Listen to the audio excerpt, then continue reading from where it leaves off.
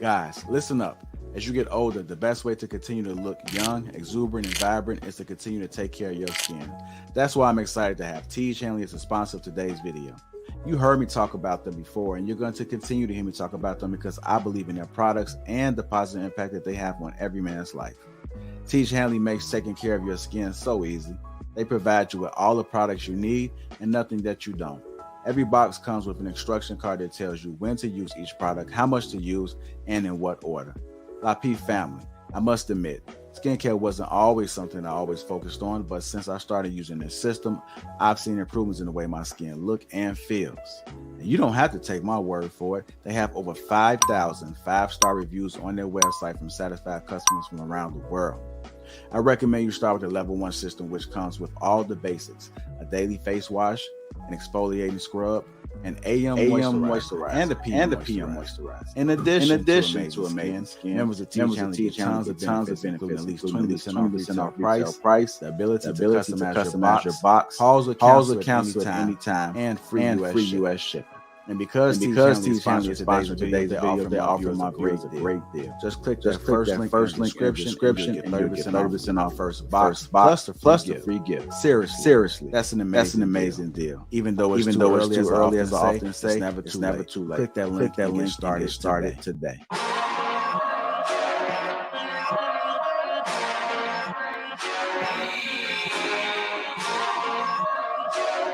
It's go time.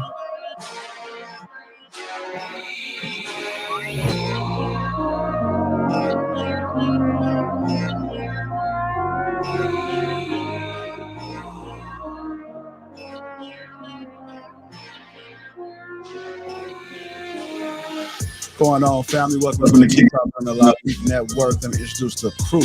We got Sir Rashawn Ali, Mr. Let Go. We got Eric, Ricky Williams, Humble Dad, King Rio, Chicago Rilla, Trill AC for Cruise Season. Me, myself, on Lapeef JR. Welcome to King Talk on the Lapeef Network.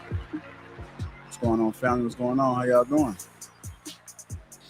What's up with you? What's going on? Bless. What's good? What's good? Everybody quiet. Y'all good? Chill. Yeah, we're straight. Yeah, we in here. We good. Okay. What's up, fellas? Peace and blessings. How y'all feeling, man? Hey, peace to you, God. Everything's everything. Peace to What's God. up, Sean? How you feeling, bro? Man, I'm blessed, man. I'm feeling real good. Feeling like one of them. The way you popping them shoulders, man. I don't know where you at, but you know. Yeah, I'm feeling must be popping. I'm feeling like one of the ball players that went straight to the league. You heard? Oh, you must have just closed the deal tonight or something, man. Know, you must have got a blazer on. Man, I had a good day today. I ain't gonna sit there and lie to you. You had a date? You said you had a date? Nah, a good day. I had a good day today. Don't worry. I'm not where you at yet, but I'm around the corner. Listen. I'm closer than what people think. You know, I just moved behind the scenes for a while. It ain't nobody business, bro. Yeah, that's right. That's right, Ricky. See, I'm learning. Translation from Ricky, we really don't care. Don't speak for me, nigga. Don't speak for me. Yeah, that's right. Now, spoken like a true Chicagoan. There you go. There you go. Well, good. You had a good day. What's going on, King Rio? Must be cold where you at, brother. What's happening? You must be good over there, huh? How about that? I see you came off cam, man. I see you all gleamed up, man. I guess you don't want to, y'all can't hear me. There you go. What's going on, brother? Looking good, man. What's up? I appreciate that, man. Can y'all see me? I feel like I'm. You got a new camera or something, man. New camera, new background. Right, Chris. I'm at y'all funny. I'm at my fiance's place. You know, she has her own makeup school. Okay. Wow, what's up, man? Man, this dope, man. Must got some fast internet. Must got that fiber over there. HD, hey, you said that with some umph in it, like I'm at my fiance spot. You know what I'm saying? I'm gonna get this all year. I get it. I ain't even get to get my congratulations. Congratulations, big dog. I appreciate that, fam.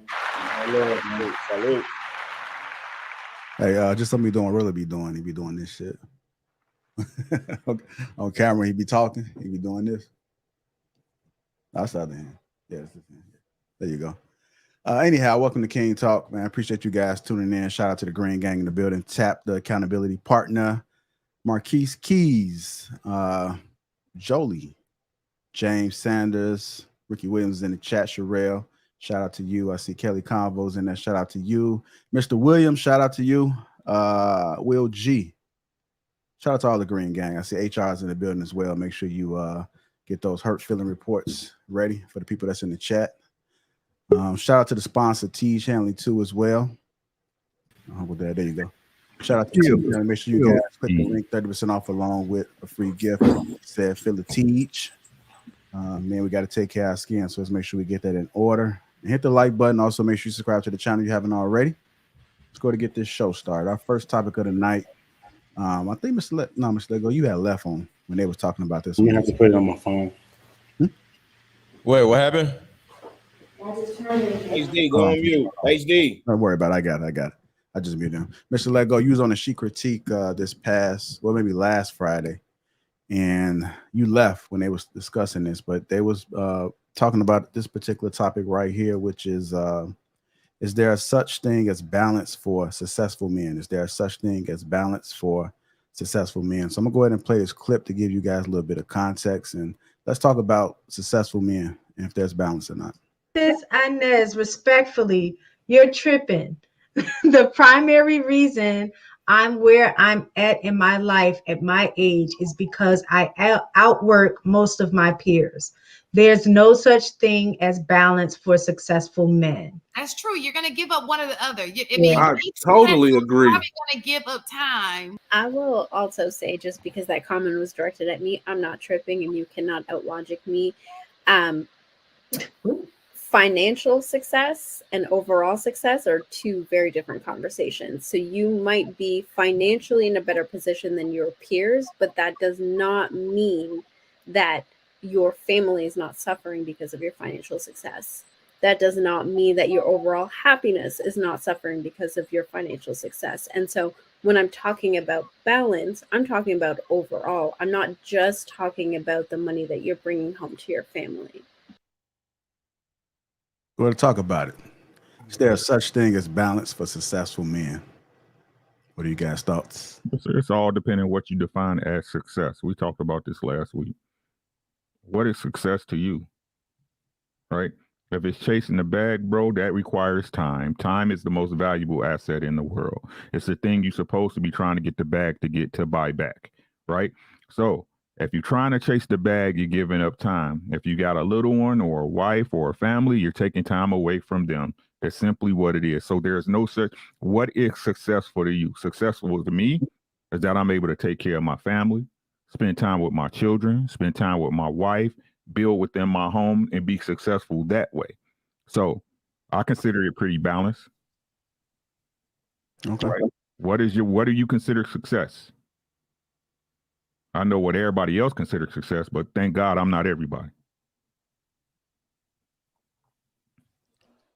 I look at life involving harmony and not balance, because I don't really understand the thought process of balance, because there's never two things. It's like 12 different things going on in everybody's life, no matter what it is more than two variables.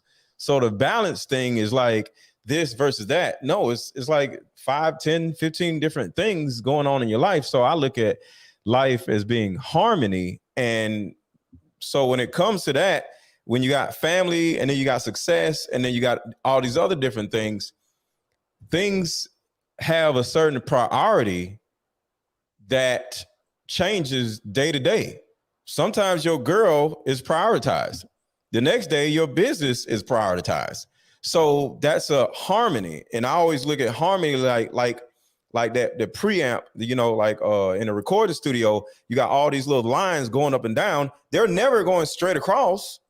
One is up, one is down. And when you go to the next song, or when you go to record something else, this goes up, this goes down. Everything changes on a daily, hourly basis. So you can't prioritize your business all the time, and you can't prioritize your lady all the time. You can't prioritize your kids all the time. One dial goes down, one dial goes up, and that's kind of like how it is on a daily basis. Yeah, I think, just to keep it at surface level and keep it super simple. Yeah, there is no balance. There's no such thing as balance for successful men. I mean, and to keep it a bean. I mean, I get it. People set individual goals. They have their own individual things that they want to accomplish. But at large and in the greater society, most of what's defined as successful is your status in society. It could be attached to a job title or whatever, but it's also highly regarded as, your resources. You know what I'm saying? How much are you bringing in? And so even if you want to do something, I mean, like just being a pillar in your community, something is always going to have to take a back seat as a result. So there is no 50-50 balance. I think what Let Go is saying is spot on. I think it's a symbiotic relationship where it's 80-20, or, it'd be maybe 40-40-40, 20, or whatever that number looks like. Is no balance. And I think that's where we dupe ourselves in trying to, or what we've been taught is to try and achieve that balance. And that's never what it is. Or you go after one thing at the expense of another. You got to prioritize, strategize. And I get, accomplishing individual goals, but, by and large, looking at greater society, you look at all the successful men, whether it's community activists, or whether it's, multi-millionaire billionaires, there's never balance. There's never balance. There's always a deeper investment in purpose and what they're pursuing in that moment. I agree with and this is what harmony is, to continue two different planes, but it's going to a single agreement, right? So I agree with what y'all saying, but that actually is considered balance, actually. Because balance doesn't mean 50-50. For instance, like a seesaw, if I weigh 250 and you weigh 150, obviously I'm gonna be sitting down more. But if you go grab someone else that weighs 100 pounds, now we balance and equally out. Now that means it might have took two people on the other end, but we found balance. I found the way to juggle this thing right. So you can juggle, it could, like he said, it could be 12 things, 8 things. But if you find a balance with all of it, if you in harmony with it all, and you can find you're right. Some things you might have to give 80% to, some things you might have to give 20% to. They say the squeakiest wheel gets the most attention. So you gonna give attention to that. That's you an Autobot tonight. No, I'm not on Autobot tonight. Don't do me like that. I'm Decepticon, man. You Megatron tonight. My fault. So it's still messed up right now? No, you're good now. All right. So I agree with Mr. Lego. As he said, every day is a different priority, but that's actually is balance, because you're saying like, it's like when your child, the one that's acting up the most, you're going to find and give that person that attention, because you need to bring them back into harmony or into balance in the household. So as long as you juggling correctly with everything that you have on your plate, everything don't need the same amount of energy. And I think that's where we kind of get it mixed up. But what you're saying, the outcome of what you and Mr. Let Go is saying, I agree. But that is balance, is what I'm saying. Yeah, I don't think it's possible. Hey, Trey, your mic not connected. Just on your computer. All right, hold on. All right, go ahead, Rio, while you getting situated. What are your thoughts about it? Is there such thing as balance for successful men? I think it just really depends the nature of your business. I think that you could be considered successful if you own a brick and mortar. Your business is open from 9 to 5. That's your schedule every day, right? And ideally, you structure your home life around the business hours. And then you strike boundaries. You say after 5, when I close up shop, this is the time for me and my family. Unless it's an emergency, don't reach out to me. You know what I mean? So it really just depends on, once again, the nature of your business and what's allowing you to provide for yourself and for your family, and whether or not that's possible. But I don't think that it's a strong no or a strong yes for everybody, as far as all across the board. I was going to say, Trey. Yeah, mic check. Can you hear me? It still sounds like it's on the computer. We can hear you though.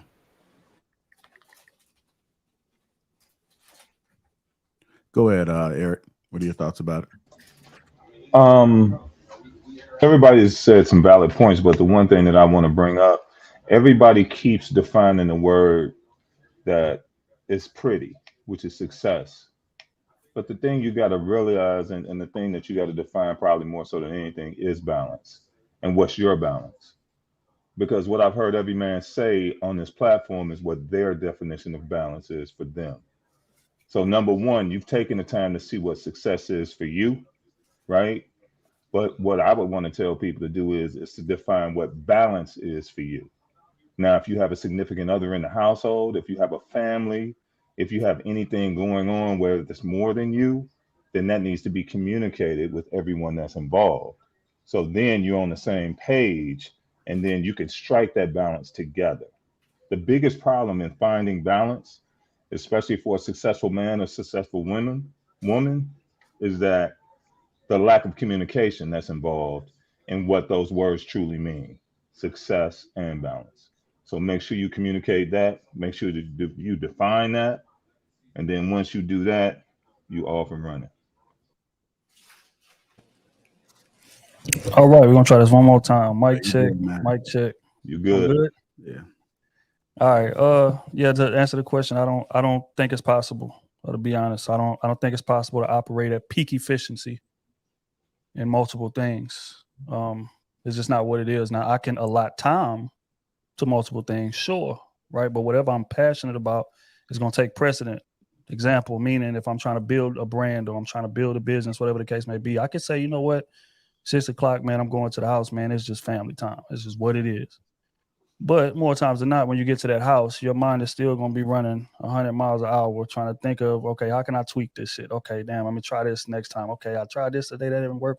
And this is all while you watching, cartoons with your kids or while you at dinner with your wife. Yeah, you talking to her. You're there physically, but mentally you're not.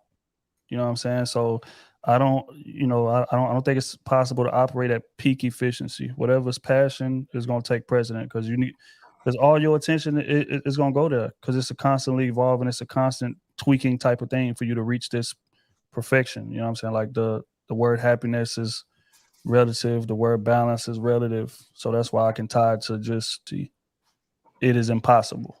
I've tried it. And if somebody's figured it out, please hit me on the back chat or hit me in the Instagram DM and relay that information along. But to answer the question, yes, possible for me to divide time, but not undivided attention. No. I agree to that too.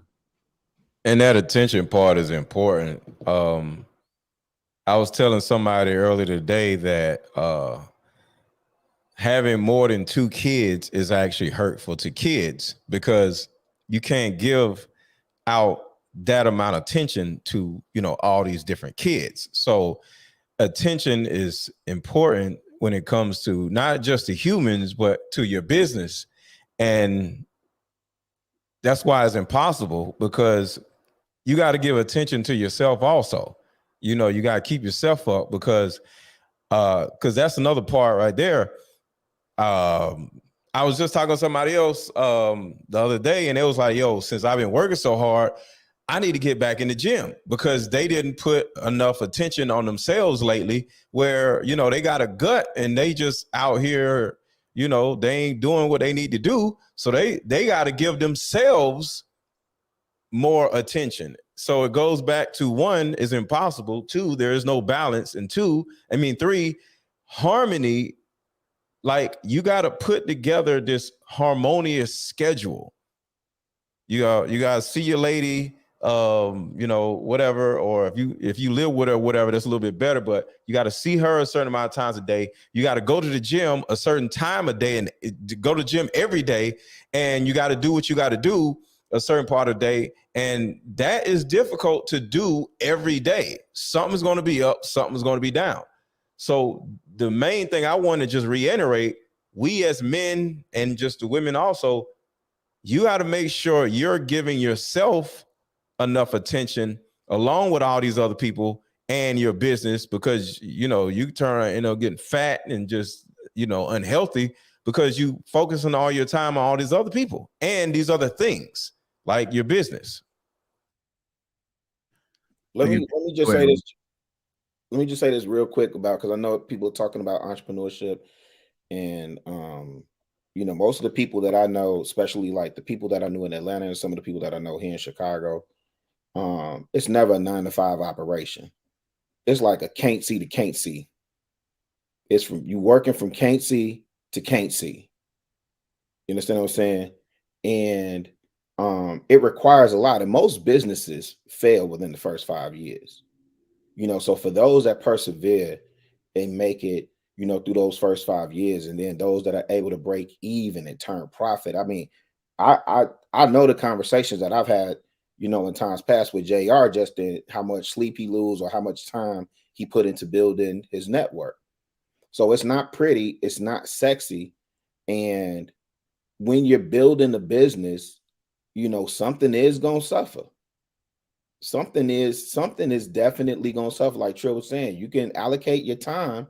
And I think most of what we're talking about is just the ability to, just being disciplined. But I don't, because I know Youngbloods be in the chat. I don't want them to be deceived and misconstrued, man. That entrepreneur life ain't for everybody, right? People still need accountants. People still need management.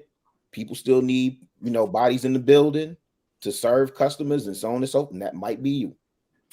Well, what you said, you hit it right on the nose. I actually did a live a couple years ago, and I was saying I didn't want to misconstrue and let everybody. This ain't easy. What's going on? You know what I'm saying? This ain't easy. So what happened, JR? I saw somebody was pissing or something. Oh, your washing machine was on or something. Oh, yeah, that was the what's the name? But yeah, I saw right at it's not easy. The hours that, as Rilla said, that you have to put in. Now everybody built for this. Everybody want to be an entrepreneur, but when it's time to be an entrepreneur and live that life, bro, you lose everything.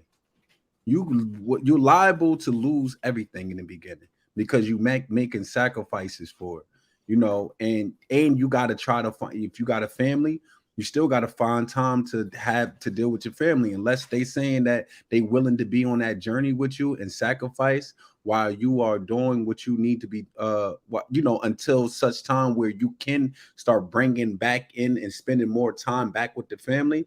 You got to have somebody that's equally trying to be on the same mission as you, because other than that, they're going to feel neglected. They're going to feel, you're not giving them the same amount of time that you once did. So my favorite word is equity, right?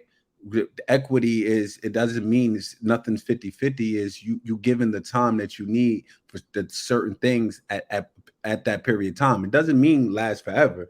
And sometimes are we talking short term? Because you're right. I think we all in agreement on this part that you're going to spend more time on that mission than anything else. But now if we look in the long run on, long term, can you balance everything all out? Eventually you don't have to work as hard. And most entrepreneurs, once they get their business to where it needs to be, if you read the one of the business books, CEOs need to come in, work for 20 to minutes to 1 hour, coming in, check on everything, and they move, and they get to go into the next what they already. That's when you're already established. That's when you make yourself established. But long term, you got to think long term, not short term. Yeah. I was just. Oh, I'm sorry. No, Was somebody else about to say something? No. So that's cool. Y'all saying it from the entrepreneur standpoint, but if mama and daddy working, ain't no balance there either. Like, y'all don't miss that, please. Yeah, that's right. Please let these young bucks know, if 2 people working in the household, sometimes 3, like when that kid gets 16 years old, they got to go get a gig too.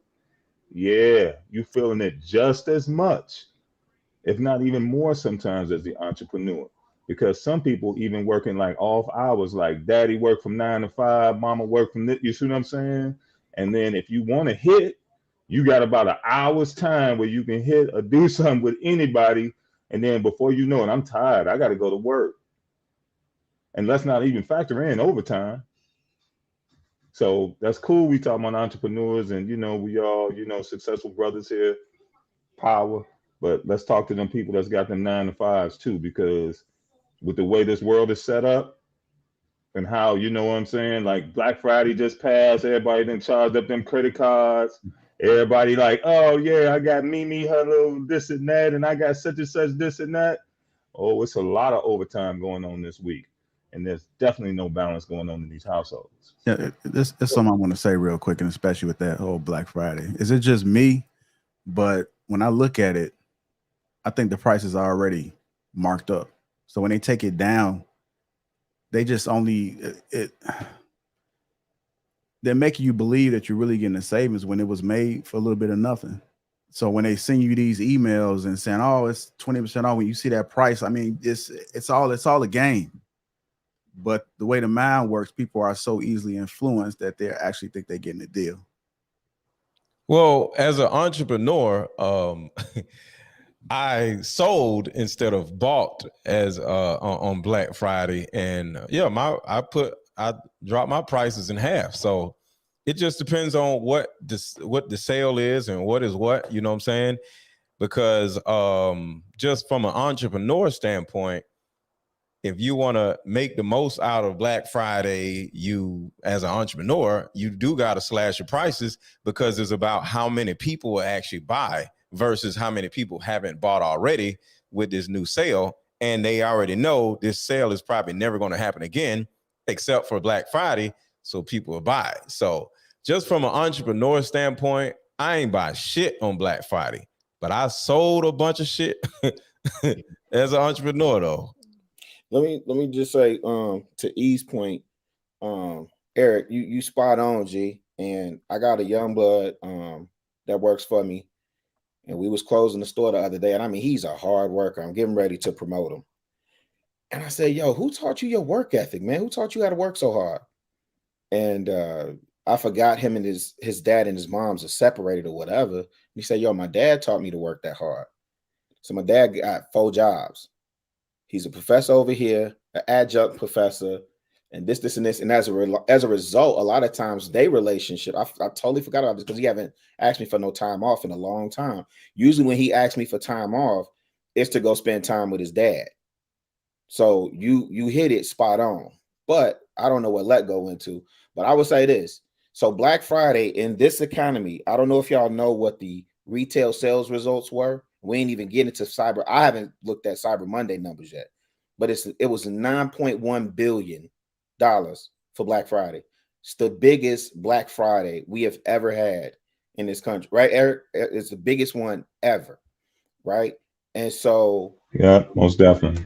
So here's a key. I ain't buying nothing. Go ahead. Well, here's a key to JR. To your point, depends on. So if it's physical goods, if it's like retail, if it's brick and mortar stores, depending on, I know when I was in retail, they used to try and get everything out the warehouse and get it in the stores and get it sold, because if it's still in your inventory, they get taxed on that. So that's one of the reasons that Black Friday happens the way that it does. They just trying to get rid of it. It's the end of the year. Most people are operating on the annual calendar and not a fiscal calendar. And so for those people, they trying to get it out of there before they get taxed on it. So that's one of the reasons why Black Friday happens the way it does. And if you're a consumer, I'm not discouraging nobody.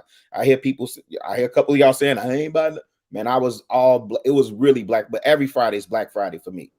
I was making sure I shop with Black-owned business. Every Friday is Black Friday for me.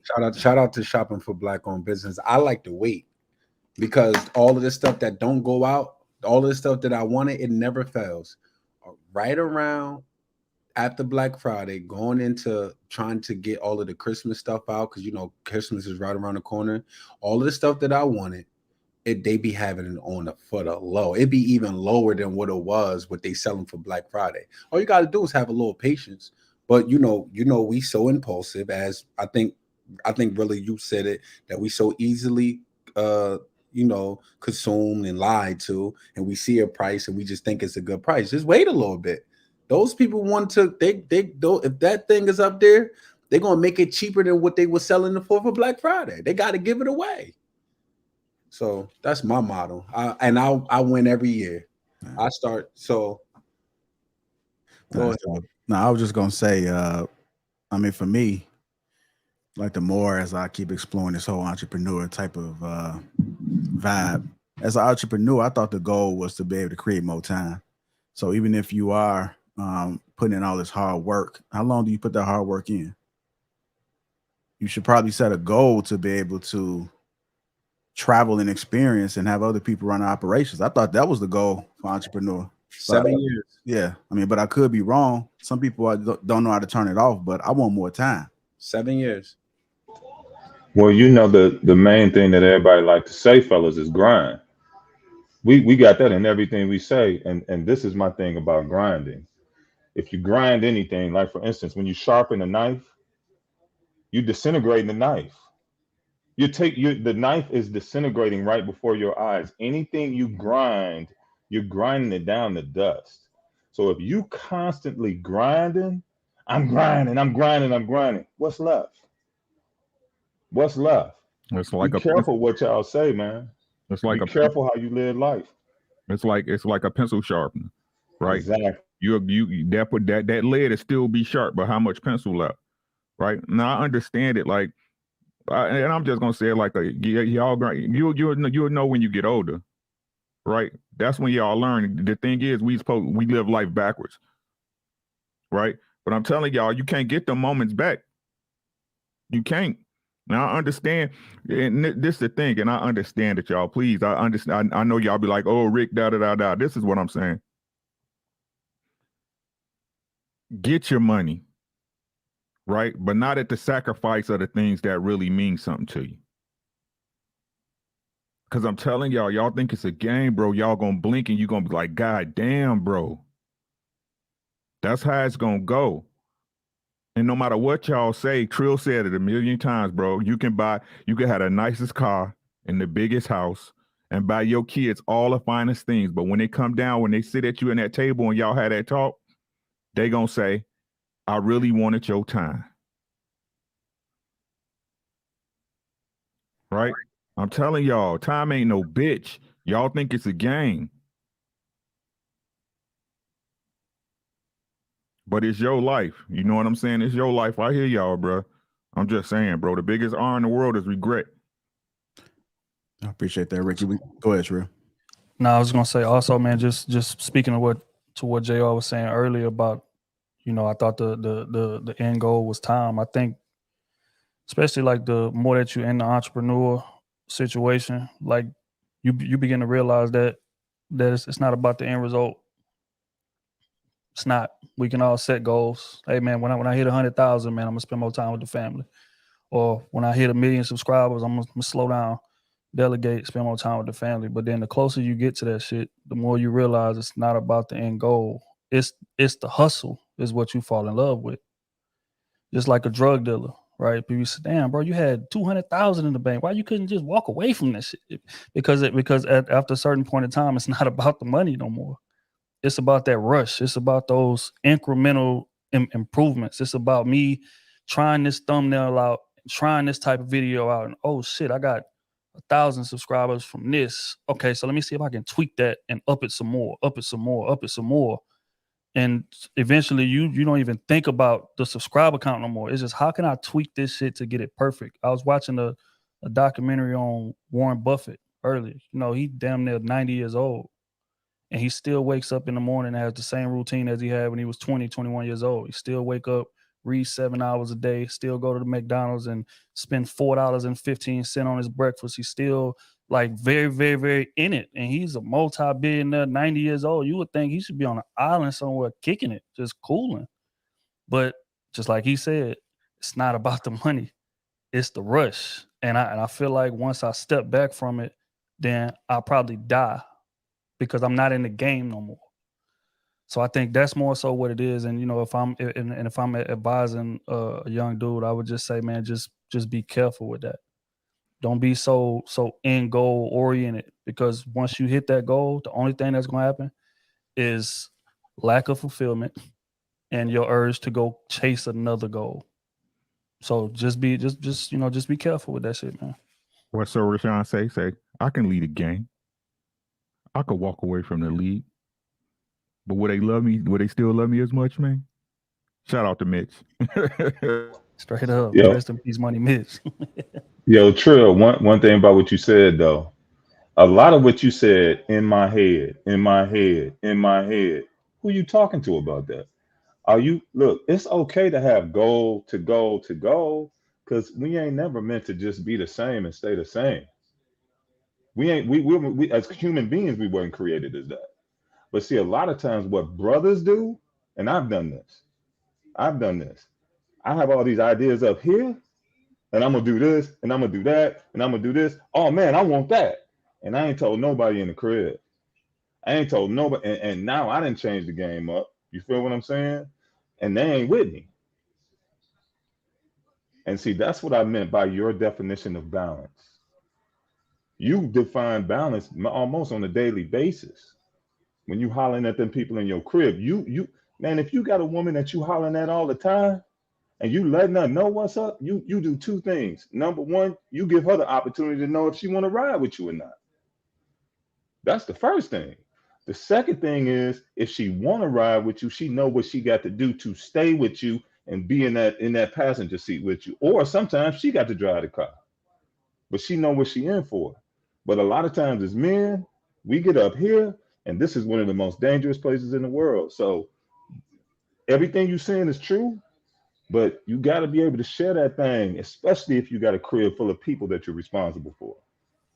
I'll tell you what, you better be careful speaking that type of rhetoric around these red pill parts, man. That type of shit right there, get you canceled. Now, you what you're saying is music to my ears, because this is what I've eloquently stated for years. Bro, I'm already canceled. This is a large sector of this red pill space that feel like, hell no, my woman shouldn't be privy to no plan, no none of this, no. See, me, I believe exactly what you're saying. I believe in, you may not have to break all the details down to her, but she should at least be able to see the GPS as to where we're going.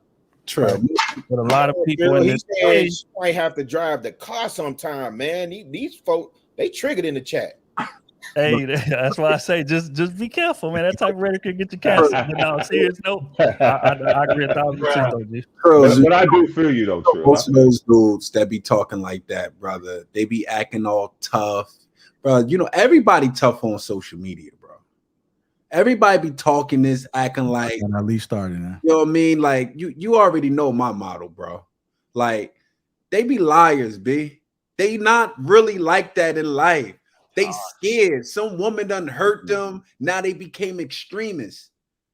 You understand what I'm saying? So they don't know how, they think expressing themselves to the woman makes them, and it be them, oh, you a simp if you express yourself to your woman. No, you the simp that you scared that a woman gonna have more control over you if you express yourself. Like, because if she knows a little bit about the play, that if you tell her the direction that you're trying to gear your family to, you weak. That's the most idiotic thing in the world. Mr. Let Go say the best with the bus thing. I'm going here. Either you gonna get on that bus or you're not. But you gave her direction. You telling her where you going. These dudes be suckers, B. They don't really like that. And them be the main ones that you could probably go get a baddie and she'd turn that sucker out. He acting like he tough on social media, acting like he running women and getting ran by women. Please, he mad because he done paid $1,500 on something and she done made him eat it and then got her coach bag and got up out of there. He's a sucker. Most of them red pill peoples be suckers. Please, man. I know a lot of them online, they be talking like this. And then when we in the comfort, when we be meeting up, like, dang, he chasing after. Don't call me no more. Hold on, you be hanging with these dudes? What do you mean you meet up with them? It's a small space, it's a small world. We run into them, and then, bro, listen, bro, y'all know this is what we do. Chicks be sending in the DMs the conversation. Oh, he was talking like this online, but look how he in my DMs talking crazy, she's showing the cash apps and the Zells. They liars, B.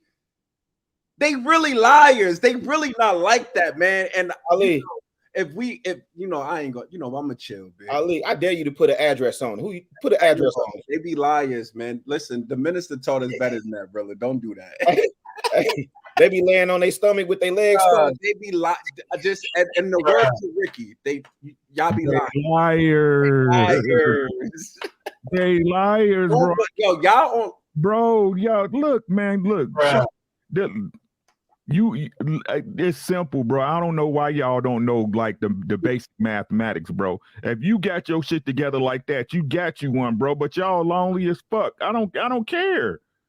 This is just the truth of the matter, bro. Like the same. Look, man. I was talking to my wife the other day. Shout out to my baby AD. I love you. Right? Had a straight up conversation.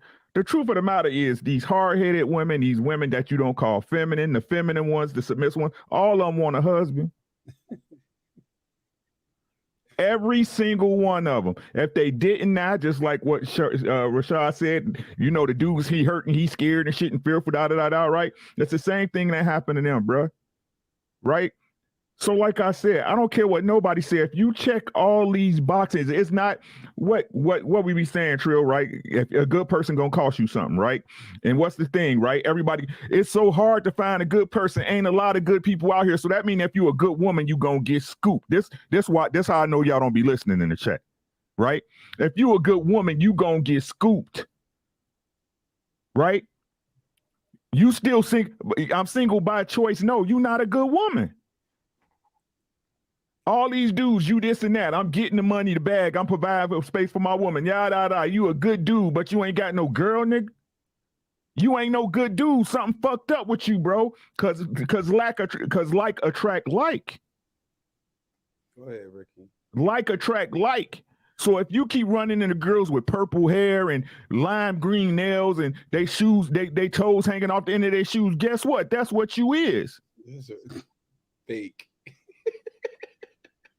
Y'all be on this bullshit. I keep trying to tell you, I'm an average guy. Y'all, I'm in an old ass Cincinnati Bearcat sweatshirt and a $150,000 house in the middle of the goddamn winter. I ain't no more special than none of y'all. But my shit together though.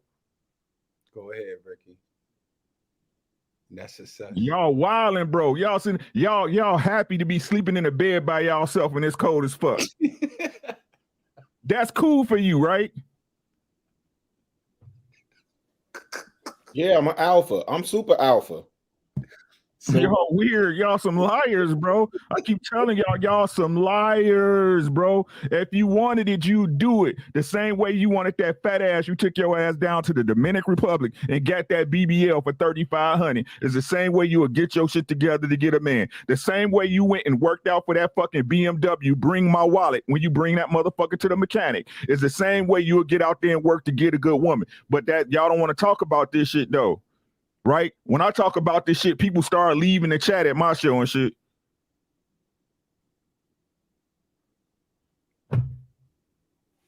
When we gonna stop lying? That's what we get. That's what we not gonna get nowhere until we stop fucking lying, bro. And y'all some goddamn liars. Y'all love the lies, bro. Yo, I've literally got a segment when I go live on YouTube, Ricky. I say, man, black people need to stop lying, man. Just stop lying. I'm only speaking for us because I want us to get better. We just got to stop this capping. Like, you don't work at Liz. All that capping is uncalled for. You feel me? Like, you don't need, ain't no 5950s around here, man. Like, y'all got to stop this for real. Like, hey, look, if you want people to stop lying, go outside. Go outside. Get off. Like, see, online you could be anybody. You could be Super Cat, that part. You could that be part. E-Man. You could be whoever you want online. You could be in the chat trolling. You, Jay, I know you got to move to the next topic, but I just got to say this, man. What's up with you grown men talking about y'all trolling? What grown man is like trolling? Like that's a thing for y'all.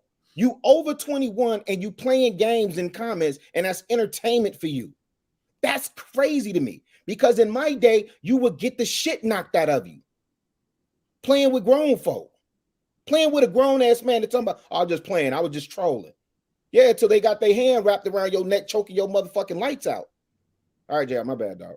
And JR, just like right before you go in, man. I'm sorry, JR. I'm sorry. You know what? I'm done. I'm good. Go ahead. Land your plane. There we go. Just land your plane. Yeah, I'm done, man. I'm done. It's just amazing, bro. I promise you. You still gonna say it, huh? No, I'm not. I'm gonna find a way somewhere in one of these. Hey, man, look. Take flight again soon. Don't worry about it. All right, appreciate it. I'm gonna go ahead and transition to the next topic right away. Then we'll get to the super chats. I think a lot of you gentlemen on the panel hit it right on the money. It's gonna be a great show because these topics are gonna transition right into one another. And Trill hit it on the spot where he said you're able to divide your time, but it doesn't mean that whatever you focus on is getting the bulk of the time. That's true. Shout out to She Critique because I do have another clip that was continuing that conversation, but they made another point. The point was if a man is not present in the household, he cannot guarantee his legacy will continue. We just kind of talked about that, right? If the man is not in the house, if the man is out there being that super entrepreneur, is he really pouring into the house with the children to make sure that his legacy will continue? Let's go ahead and play this clip. We talk about legacy so freaking much, right? We talk about legacy day in, day out all the time. But here's the thing is if you are not a man who is in your household, you cannot, under any circumstances, guarantee that your legacy is going to continue. You are not there to instill your values. You are not there to impart your wisdom. All you are leaving behind is inheritance, right? If you do not have enough balance, part of legacy, though. It's only part of it, but you can't have the entirety of it. And hard work. Also there. Hard work is, and let me just and dedication to a cause. What are we talking about? Absolutely. Let me If say, you're not, hang on, give me 1 second, Shan. I promise. But here's the thing: how many people, right, are out here either in therapy or refusing therapy because their particular parent was not there, right? How much damage does that person do? No matter whether you were out getting resources or not, that parent was not there. That child did not feel love from that parent because that parent was simply not there, right? You were not an active parent. Hang on, give me 1 second. Let me get this off. I promise. Give me 30 seconds. I will get this off, right? At the end of the day, if you are not there, right? If you are not an active parent, you are not an active partner, all you are doing is bringing in resources. That is it. And yes, that is a part of legacy. But if you are leaving half of it behind by being active, by modeling out what it looks like to be a husband, a father, if you are not there to impart your wisdom, and all of your values, your morals, your ethics onto this kid, you have no balance at all. One, I don't know any child that's going to actually understand that and not have to process all of that. And two, is that money really worth it? At the end of the day, is that something that you can feel good about yourself, that you gave up some amount of balance to bring in these resources that have worked against you because this child was not actually able to understand, right? That's all I'm saying. You guys heard that was kind of long. My apologies. If a man is not present in the household, he cannot guarantee his legacy will continue. What do you guys thoughts about it? I seen you came off the mic, Trill. Nah, I'm gonna let the fellas go, but I just want to say, it looked to me like JR is like making a pointed effort to piss off red pill community. Yeah, because her shit goes directly against what Andrew Tate said. I think he said something to the liking of a dad should only be there or should only spend time with his kid maybe twice a month. And the rest of the time, wait, what? He should be out there going to go conquer what it is that he's conquering because my kid need to see me out working hard. And then that way, when I'm around my kid, these 1 to 2 times a month, that it's eventful and that it's impactful.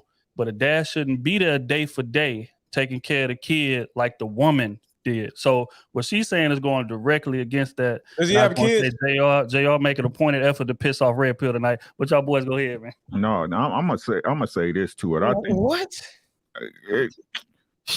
Nah, bro. Like You my wife. You see what I'm saying? I'm imparting to you what I want you to teach the kids. You are the nurturer and the teacher of the children. Go ahead, Ricky. Right. So again, if you not upholding my standards in the blueprint that's set, what the fuck are you there for? Go ahead, Ricky. I'm ad-libbing. What are you there for? Now, I hear what she's saying. I'm talking on a grander scale of things. That's just what we said. If you chasing money, you ain't never in the house. Of course, exactly. Right? Exactly. But we talking about, again, let's stop using these extreme cases that most of us will never be in, right? A millionaire who's on Lear jets flying from, country to country, city to city, who ain't there. Most of y'all niggas at home after y'all get off work at 5 p.m. Stop the bullshit. Right? But to say that again, that's like Trill, shout out to my boy Trill. Yeah, make sure y'all subscribe to Crew Season. You know what I'm saying? When he had the shit about the dude saying, and I think we covered it too in a kind of a short way. Oh, when my girl get home, I make sure I'm paying for the cooks and the nannies and then what you married to your girl for? Like, what woman don't like to cook? Right? I want to make a point real quick, and I'm gonna get off the mic. Y'all remember that song back in the days? I know my boy really remember, right? BBD, I thought it was me. I thought it was me that made the girl this way. What? I thought it was me. Came to find out she's like that every day. Like, this what y'all don't understand. A woman is a woman regardless, whether you got $1 million or one. A wife is a wife regardless, whether you got $1 million or one. You're not that special, my guy. You're not. So if it's the conditions that you have to provide this woman with a certain lifestyle for her to be your piece, all she was a piece. Did you hear what I said? All she was a piece. What is y'all talking about? So the very thing that men say you shouldn't do a woman, which is put on a pedestal, not give her nothing to do, let her idle mind be the devil workshop. This is what they telling us men should do to their girls. And y'all wonder why relationships the way they are now? Y'all wonder why the girls expect this shit, and then when you get her, you out there. Y'all keep riding out with these super simps, bro.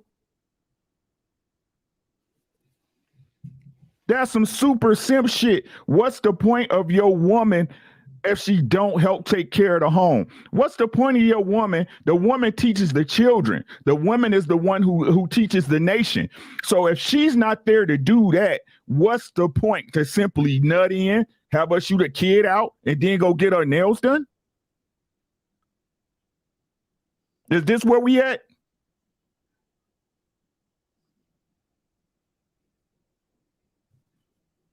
Man, listen. I think that, first of all, Andrew bugging twice a month. You're bugging. But he don't got no children. I'm going to leave that alone. I'm not even going to go into that. When he have a child, let's see him try that 2 months joint. All right. Second of all, Ricky hit it on the nose with are you not installing the morals, the standards that I'm given to you when I'm out away? That's why the minister said you got to find you a woman that's in love with the mission just as much as you, because you ain't going to have that issue. But if she hates your mission, then she will be hell for you and can turn the children against you. Because while you focus in doing what you need to be doing to try to take care of the family, she making an enemy in your own household. Even if you come home every night, doesn't matter. But when your woman is in love with the mission and is with you on that mission and don't feel jealous that you out there conquering, and I'm not talking about you coming in the house twice a month. We not even talking that. We talking about a man that take care of his family and also is there giving emotional support to his woman, also teaching the whole 9 yards. That woman will be installing a moral ethics to the children and a standard to the children that you are setting. And your children, it's a difference. I made a comparison before. You can have a dad that works hard. The mom knows she works hard. And when the children gets older, sometimes dad not able to make certain events because he has certain things that he has to do for the family. Mom understands. And then with the child, she well, dad got to do such and such so he can pay for the whatever, like for your classes. He's not here to this time, but he will be there next time. She covers for the dad, not poison the children with a negative interpretation of what dad is doing.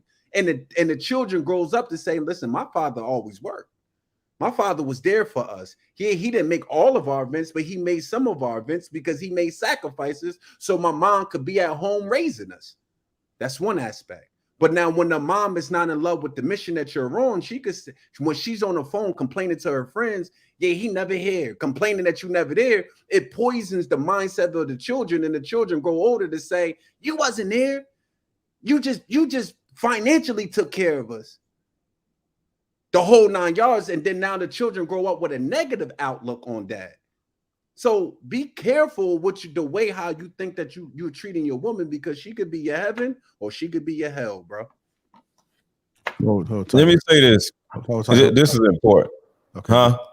I was saying hold tight. I was gonna play that Andrew take clip real quick. Yeah, I want to hear this dumb shit. Air use. The hardship. Okay. Well, the hardship, my whole life was hardship. And to some degree, I try and make sure my life retains some degree of hardship. My father was the OG. I was raised by probably the best father on earth. I really genuinely But he believe wasn't that. around. But a father doesn't have to be around. This is a big mistake. This is another big mistake, especially among the conservatives and the tradcons and all this crap. The idea that a father needs to sit around like a second mother to make a child healthy is a fallacy. In fact, I'd say it's detrimental to the child. I see all these dudes out here, they have a kid and they basically become mother number two. Why? The mother keeps the child alive. As a father, it's your job to be impactful. You need to guide. You need to be a role model. You need to be a superhuman. Everyone should look at their father like a superhero. That's what you should genuinely view him as. It's hard to be a superhero if you're home every day arguing with your wife, changing diapers. That's not what a man should do. A man should rock up, teach lessons, be impactful, and it's more about quality as opposed to quantity of time. I saw my dad once a month. He was out on the streets. He's pimping, hustling. My father was a chess grandmaster. He's traveling the world playing chess. He had all his girls. He's doing whatever he's doing. When he came home, it was an impactful time. Whether it was a positive impact or it was a big argument or whatever, never was I ever around my father. It was a low energy environment. That's not who he was as an individual. And I remember every single second spent with him. There's a whole bunch of dudes out here and chicks. Their father's home all the time, fine. But if you're home all the time, you're going to lose to a degree your mystery. It doesn't matter how cool you are as an individual. If you're home all the time, always, you're not going to have that magical power as opposed to, whoa, dad's home. I'm telling you, the biggest mistake fathers make is that they let the woman convince them that to be a good dad, they need to be there all the time. That is a complete lie. Fathers never did this. We were always at war or down in the coal mines or away working. This is the way it's always been for humanity, right? The men were away doing important things. Now the man's at home changing diapers like a punk. There you have it. One, don't listen to people who don't have kids because they don't know what the fuck they talking about. That's the first thing. Just, it ain't even about Andrew Tate. Don't listen to anybody that does not have children tell you about parenting. That is stupid and idiotic, right? That's just dumb. If a person don't have kids, don't listen to them when it comes to parenting. He has way more money than all of us. If he wants to talk about money and boxing and whatever the fuck, cool. But till the man has kids, he needs to shut the fuck up talking about some goddamn kids because he don't know what the fuck he talking about.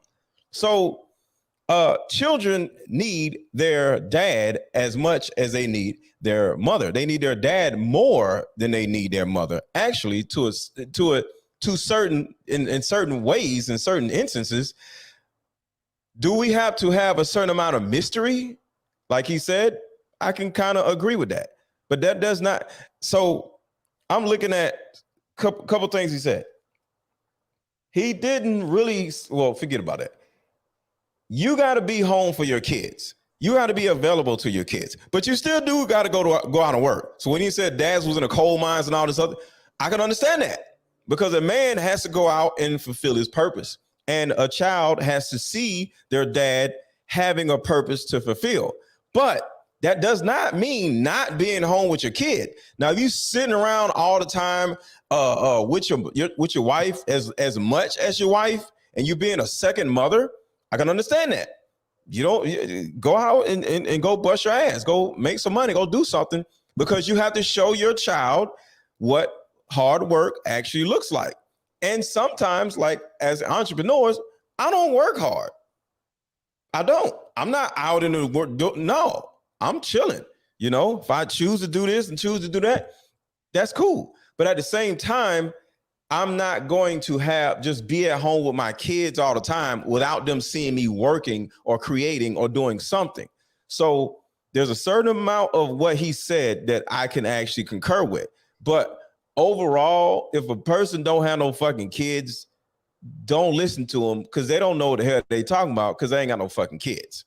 So to a small degree, I understand what he's saying. Go chase your purpose. Don't be sitting around with the mom changing diapers as much as the mom, but you gotta go. You gotta be a parent. I was a full-time parent with my kids after I got out of work. I'll work 10 hours, come home, help my kids with their homework, go outside with my kids, teach my kids how to ride a bike, do all kinds of shit. So I spent a lot of time with my kids, but I did go out and bust my ass at the same time. So I, to a certain degree, was that superhero to my kids, because I actually was able to do both and not just one of the things that he was saying. I'm getting a lot of people in the chat say he does have kids. I don't know. So, well, it sounds like he don't take care of them. I don't know. That's some crazy shit. Hey, Rio, I know you've been. And just for the record, hold on. State is a Muslim. No, Ali. Muslim. That is not what we are taught. That's just for the record. That is not Islam. So I don't want people to like, oh yeah, he in the future thinking because he's a Muslim, that's what we are taught in Islam. That is not what we are taught at all. All right, go ahead, Rio. Yeah, I mean, if I can take any positive out of what he said, I could say that obviously his father's work ethic, talents and skills, whatever they may be, rubbed off on him in a positive way. But there's more to demonstrating to your children besides that. You know, there's work that needs to be done inside the household as well. And in order to do that, you have to be consistent. I don't know to what degree, you know, we would say you need to be there. However, you need to be there consistently enough to know your kids, right? You got to be there consistently enough to be able to see, you know, what your son might be lacking and what you can correct, counsel, or demonstrate for him, right? Because the mother's not going to be able to do that to the same degree as you, because she's never been a male. Let's just be clear. She's never been that. That's you. That's your job, right? So even when it comes to raising our daughters, I think our daughters need to be able to observe what a man is, so to speak. And if she never sees you, how can we demonstrate? You know, we have to realize that regardless of what we say, we got to walk that thing out, you know, in our day-to-day, because that's what's going to speak volumes. And if you can't see an individual on a consistent basis, do you really know that individual, and does he really know you? Right. So I think that we just have to be, you know, responsible in how we communicate these things. Listen, there are more than one way to skin a cat.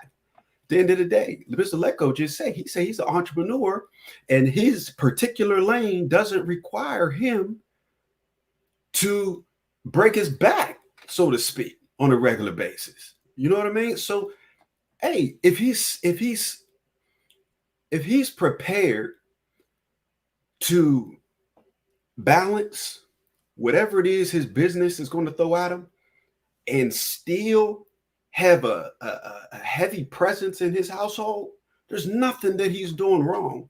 There's nothing that Andrew Tate needs to tell him about what he needs to be doing better as a father. his system works for him and his family. You know what I mean? So we were just talking about balance, right? And I don't know we ever achieved that, right? But just being cognizant, of there are various compartments in our life that need our time and attention and care. You know what I mean? And don't intentionally shortchange one compartment because you think that your presence isn't needed because you've already instructed somebody on how to be you. Ain't nobody ever going to replace the father. You either had one or you didn't. That's it. Rio with the mic drop. Anybody else want to chime in on this? Well, I go. No. Oh, go ahead, Trill.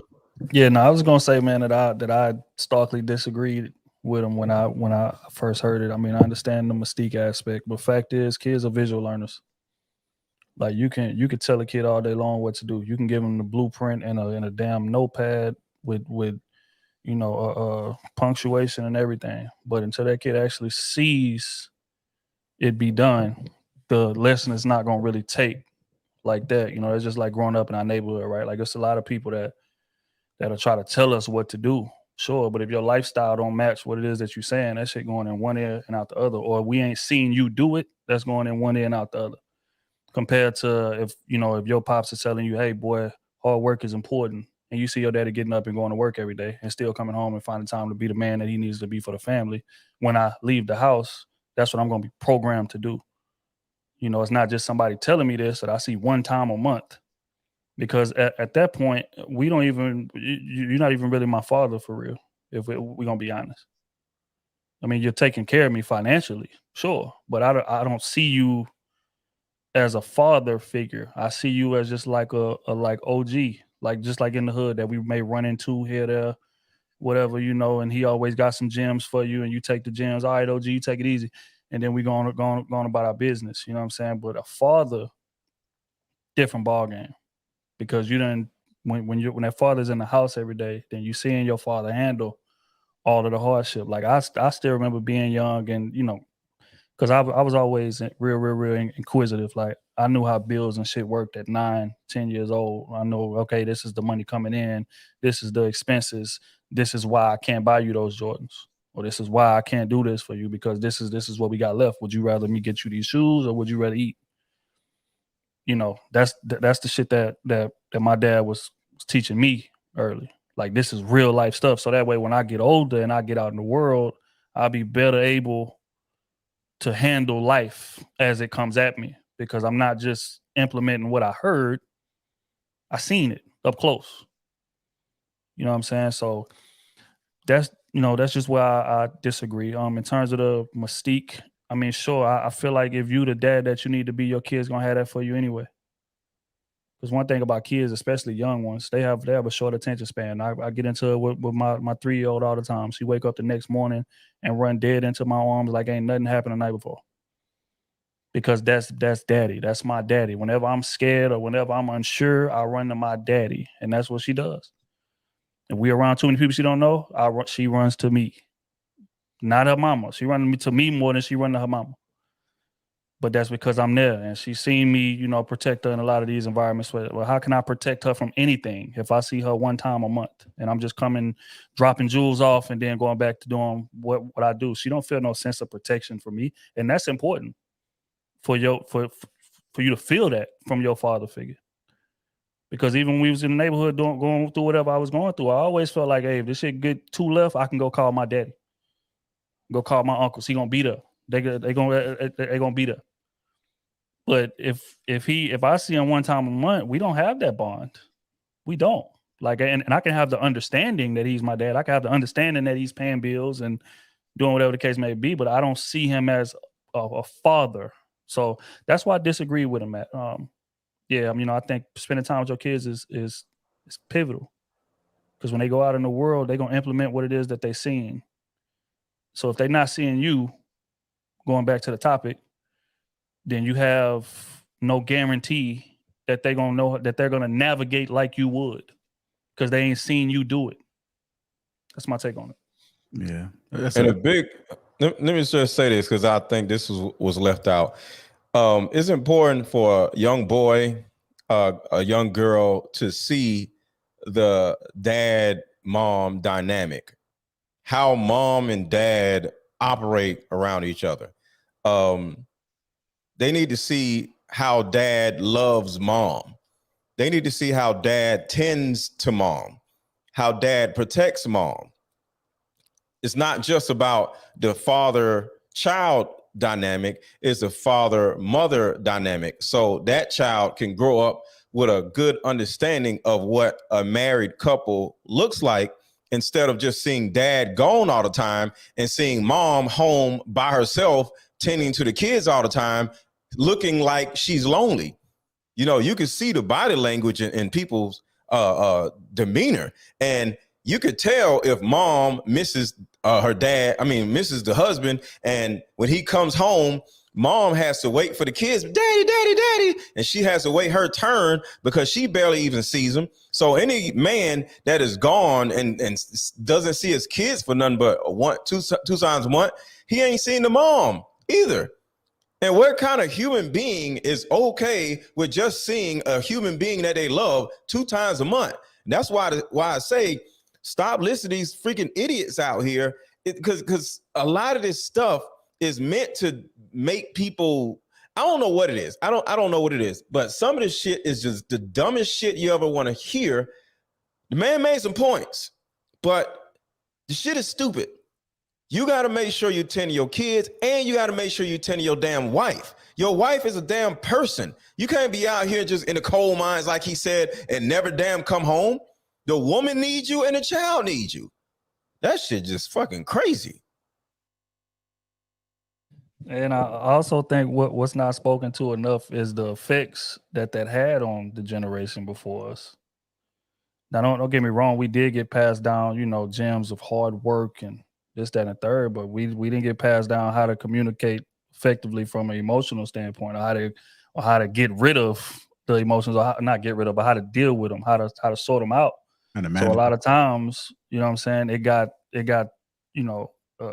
left us in a very unproductive, sometimes toxic, violent way. You know what I'm saying? Because that's why, a lot of men from that generation was dying so early. Dying at 61, 60 years old and shit like that, just from stress.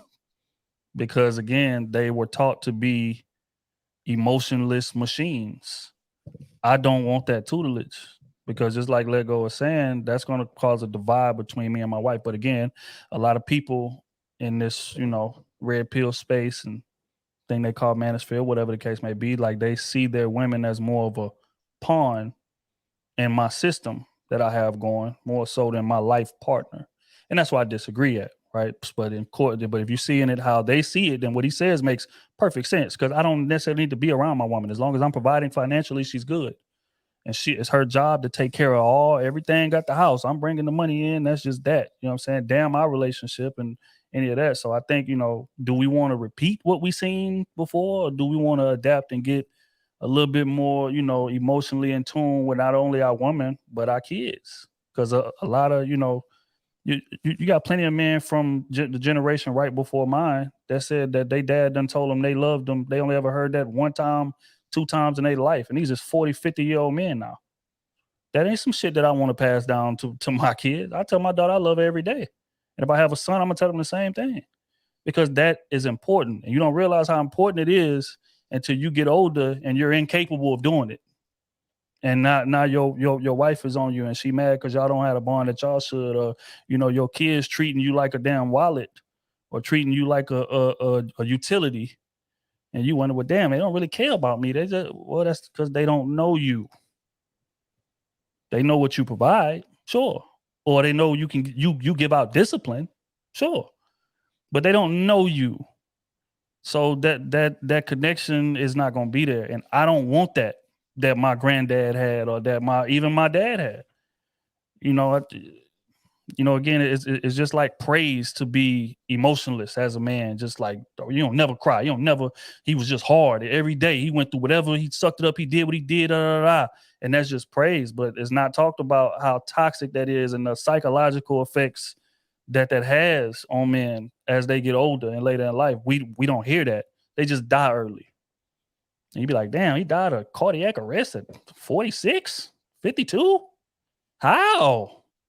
Because he was bottling so much shit in that, you know, he could, because he didn't know how to express it, because he was never taught to, because his dad wasn't around. He was in the steel mill and going on business trips 80% of the time. So just you know what I'm saying, just be careful of the shit that you idolize and try to emulate, because you'll often repeat those consequences as well. So I just really quick, I just wanted to chime in because I've just been sitting and listening. I don't disagree particularly with none of what y'all said about Andrew Tate. I understood what he was saying. You know, I could count on, I always talk about how I can count on one hand how many times I saw my dad in my life before he passed. But I wanted to speak specifically to the sister and what she was saying, because if I understand correct, what she was saying was the man that's working, providing, and bringing in resources, and if that's all he's focused on, but he's not spending time with his kids, he's not coming to the games, he's not coming to the dance recitals, that gentleman can't guarantee his legacy. Is that accurate? That's a given. If all you do is work and come home and then you just sit in the front of the TV, or for some generations, they get on the Xbox or whatever y'all play now, Sega or whatever y'all do, Twitch, whatever y'all do. I don't know. I don't play games. To me, that's a given.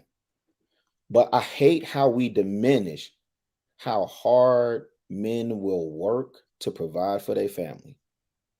That's how we communicate love. Our primary directive is to protect and provide.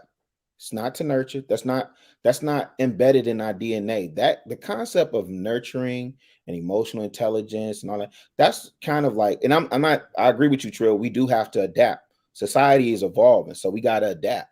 You know, I read a lot. I just got a shipment from Amazon today. I read a lot. I invest in myself. You know, I try and curate my emotional intelligence as much as possible. And I've always been the type of parent that allowed my children to have a safe space to, you know, tell me what you're thinking. What's going on with you? Tell me how you feel. What did you think about that? Why did you make that decision? Or what do you think about, you know, I give them that space. However, I hate how we diminish sometimes how hard men will work to provide for their family.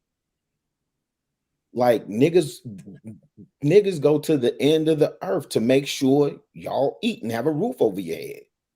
You can't diminish that. And, you know, shout out to Let Go. Let Go. I did 12 hours yesterday. Bro, I ain't have it in me. If I had babies in the house, bro, I wouldn't have had it in me to come home after 12 hours and sit up there and play footsie with y'all. That's what the weekends are for. You know what I'm saying? No, bro. I gotta come. That was a part of my joy to come home from hard day of work and spend time with my kids. I hear you. I'm taking a shower. I'm taking a hot shower and I'm going to sleep. Well, and then we gonna poly and connect on the weekend, right? And the other thing, and I would say for these younger parents too, one of the things that I had to break the cycle of, for me, is, you know, my time is my time, and you know, you go do your thing or whatever. Man, when you become a parent, it's no longer about you. You do have to take some time for yourself, but you got to learn how to incorporate your kids into your routine. It's the era that I came up in, it was this grown folk BI. And there was very little time for the kids. Very little time. But I wanted to specifically speak to what the young lady was saying, because it seemed like she kept trying to drill down the point that the man that's out going to work, trying to get the resources, and he's trying to protect and he's trying to provide, that guy can't guarantee his legacy because he's so busy on working that he's not spending time with the kids. The guy that's working, I think Ricky was talking about earlier, or a couple of y'all said it, that the woman communicates. She's the first teacher of the nation. She communicates the culture.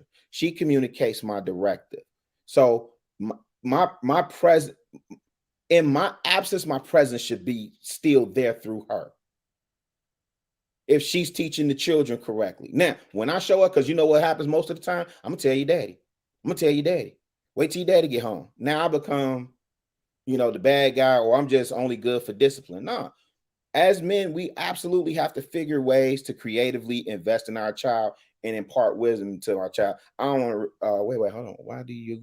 Why do your kids have to wait until the weekend for your time? Exactly. That shit crazy. Like, what? I was thinking the same thing. Okay, so again, and listen, man, shout out to all y'all. Shout out to y'all that could work a 12-hour shift. Again, come home. I didn't say I don't give them no time. I didn't say I don't tuck them in. I didn't say I never gave my kids bath after working a long day. I said after a 12-hour shift, I need to decompress, jump in that shower, because guess what? I got to be back in less than 7 hours.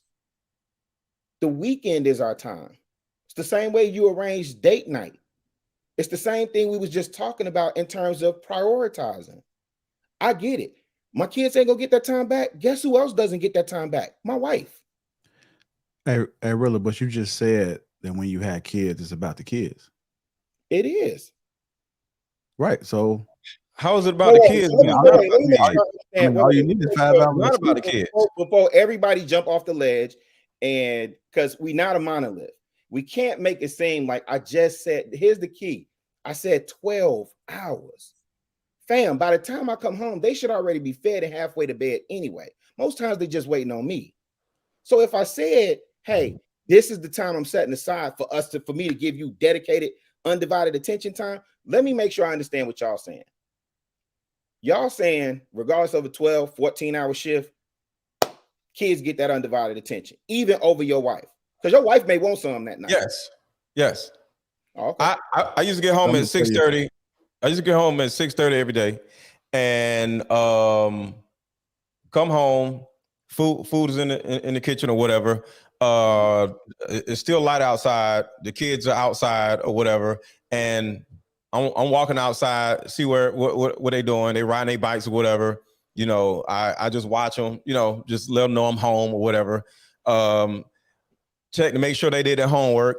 I help my kids with their homework every day. I help my kids with their homework. I remember teaching my daughters how to make circles, like when they was little, I remember that making circles. My baby's first time making a circle, she started, hey, because she made a circle. I was home teaching my kids. And when my ex-wife, she'll pick the kids up. And if there's a problem at school, the number one thing she'll say, it's two different ways to do things. If there's a problem at school with some little boy or some little girl, you want daddy to get them? Sometimes they'll say yes, sometimes they'll say no. Every time they say, yeah, I want daddy to get them, I'm straight up, I'm at the school. I'm in the school with a little, or the next day, where the little boy at. And of course, I ain't gonna do nothing to the little boy, but I'm gonna be there. I put everything I needed to make sure. I did everything I need to make sure I was available to my kids after my 10-hour a day work day. Fuck that. Like, hey, hold on. I got one story to tell, and I'm gonna do one better. All right, so I used to work at the railroad, and sometimes we would get forced. We didn't know we was getting forced until maybe like hour and a half, 2 hours before the shift is over, right?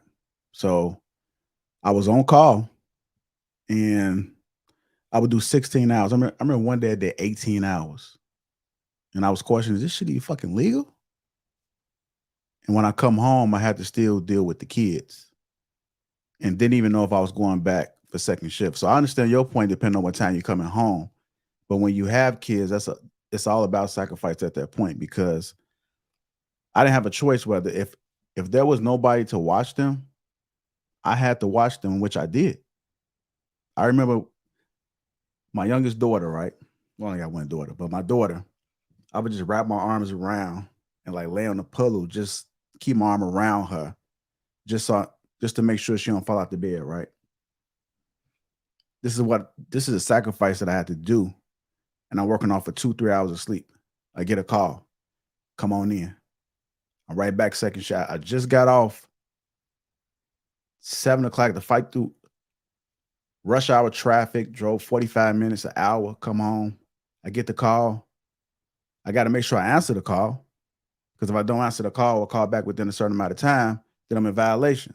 I go right back to work. And there's a possibility I got forced again for another 16 hours, which it has happened many times, and I still come back home.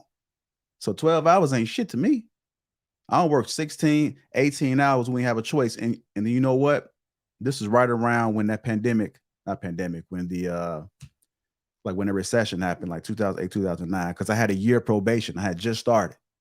So I had a year probation, which the average person don't, but because I started laid off in a year, you have to go through the whole entire year with no dings. Some people had little dings, but it was all situational. But if you put yourself in a situation, then you go into investigation, then it's a whole different story. But I had to put boots to the ground. I had to go. I was out there climbing up on rail cars and shit, fucking ice, slick as hell. When them motherfuckers didn't give a fuck about you.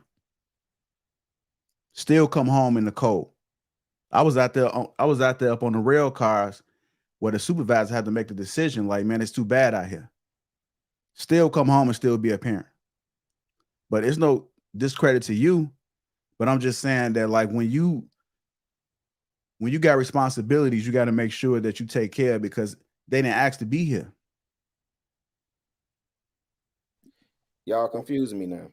Y'all confusing me, because what I said was, I said, shout out to Let Go for doing 10 hours and being able to come home and play footsie with his kids. JR, it's times I worked 12 hours, came home, laid in the bed with my son, just because I was that tired. I wanted to kiss them goodnight, right? I said yesterday I wouldn't have had the energy, right, to play with them. How I know my kids when they were younger would like to play. That's not necessarily negating your responsibility from being a parent, fam. That's not. And we all don't parent the same. And me, for one, listen, I used to work long shifts and walk so Let Go, same way you was telling that story. I've heard you tell that before. Around your kids, wanting you to go beat people up and stuff like that at their school. I used to walk my kids to the school. I used to walk them to school. So I'm not saying I wasn't there for them or I'm not there for them now. I just said I was really tongue-in-cheek with Let Go. Hey, shout out to you. 10 hours after working 12 hours yesterday, I wouldn't have been able to play with them like that. And shout out to the brothers that got that energy that could come in and still play with their kids. I didn't say I totally neglect my kids, man. No, we ain't say that. We ain't say that. Hold on, y'all. Let Trev go. I know Trev was waiting. Go ahead, Trev. Yeah, no. I was gonna say, and just to really, I ain't really talking about your situation. I'm just talking about that mindset. But you do come from that cloth of those older men. And my grandpa's the same way. He felt like, I'm providing. That's showing my love to you, right? But again, Smooth said all the time, and it's probably the realest shit that he'd ever said. He said, your kids don't owe you a damn thing. You owe them the world. So regardless of how inconvenient that it may be for you to do what you got to do, to spend that time, to play with them, to do whatever, regardless, like, you got to find a way to do it. You had them. You made the big boy decision to lay down and have them kids. And when you do, that means that you have to have infrastructure set up to have them kids. So working 12 hours, 16 hours, 18 hours is not it. You don't need to be having kids, but you made a decision. You had them. They're here. They don't owe you understanding. They don't owe you understanding that part. They don't owe you understanding. And again, real, I ain't even talking to you. I'm talking about just older men in general with that mindset. I'm providing. That's enough. It's not enough. And it goes back to what I say all the time.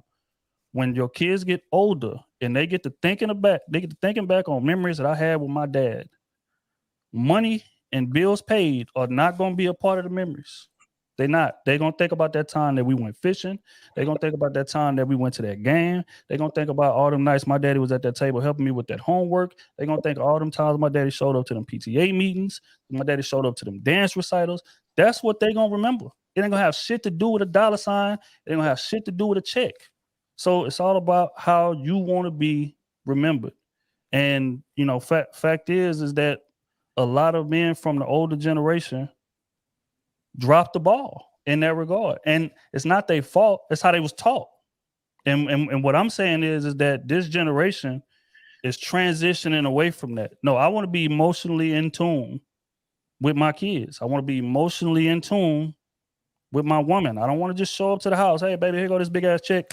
Hey, man, my job is done. Now, don't get me wrong. Play with the kids here. I do whatever. But you know, my job is done. Your job is nurturing and all that shit. Get that done. Just like Andrew Tate was saying in this video. I see my dad one time a month. It's my mama's job to nurture. It's my mama's job to do this. That is a fucked up way of thinking, in my personal opinion.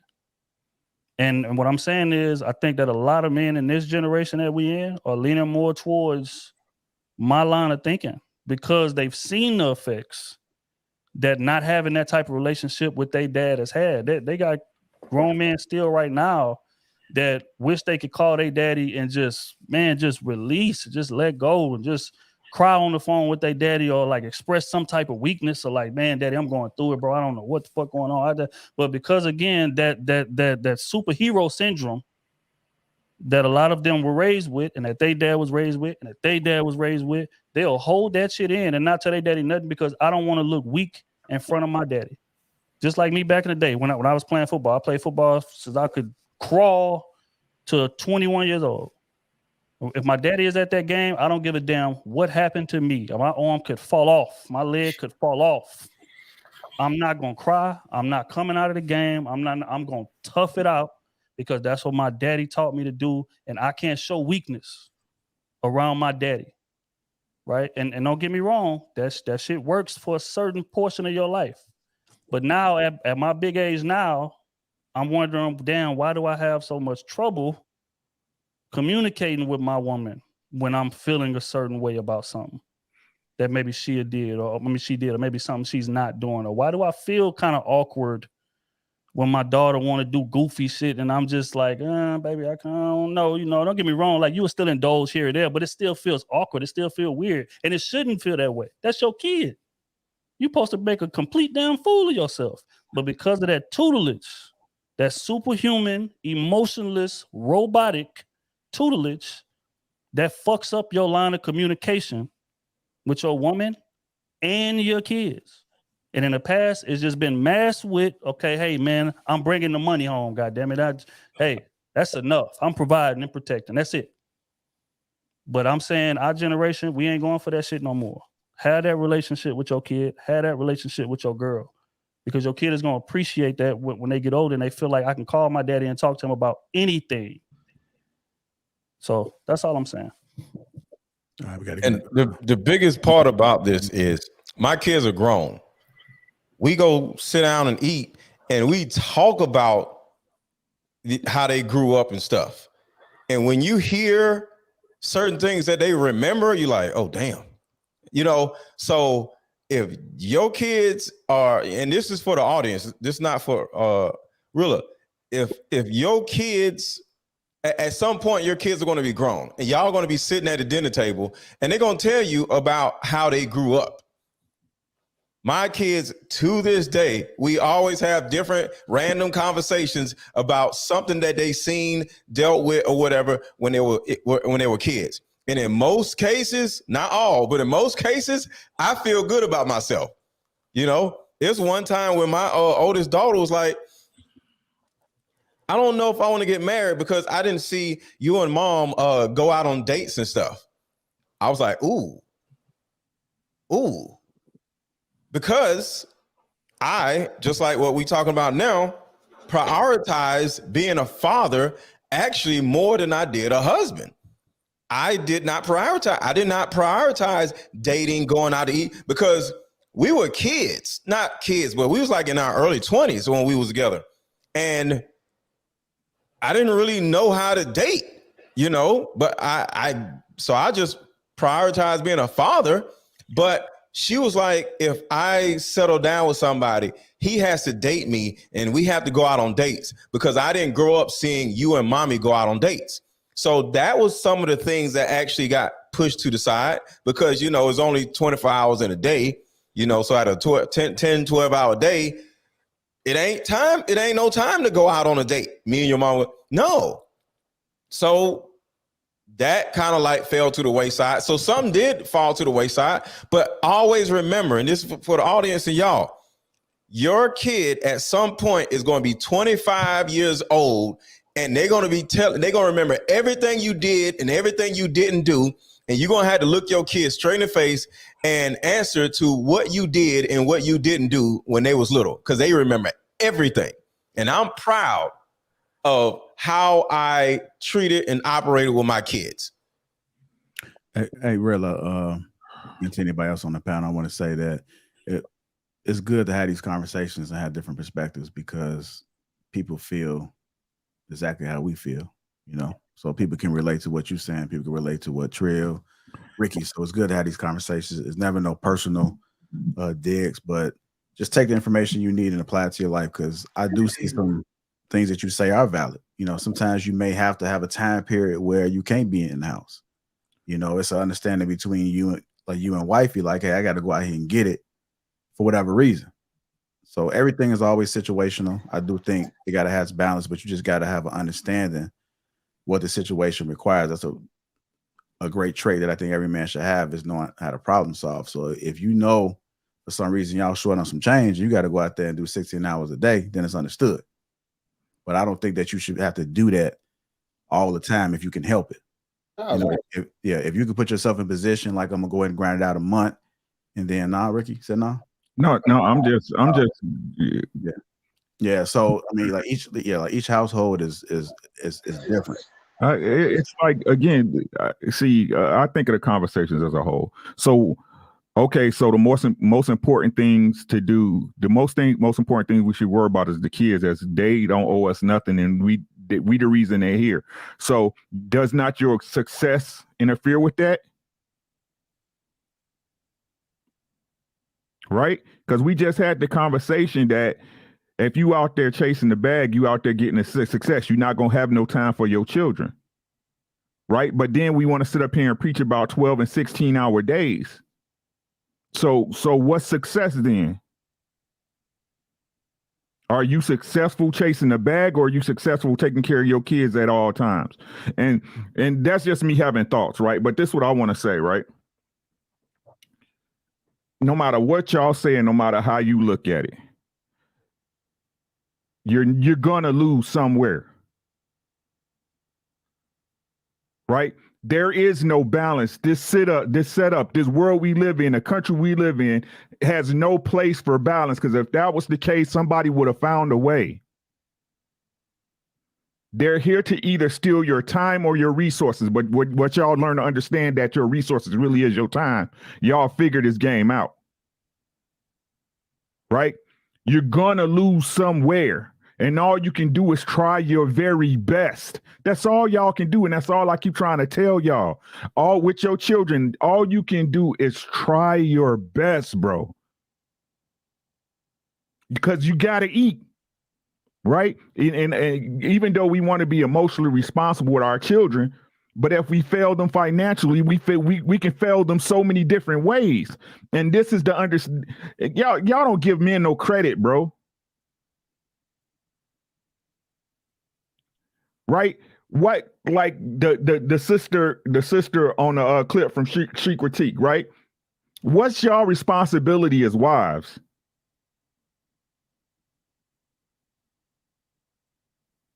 Right? Don't y'all? We as a marriage, we're supposed to have an understanding of what the goal is. What Mr. Let Go say? Hey, you see the bus?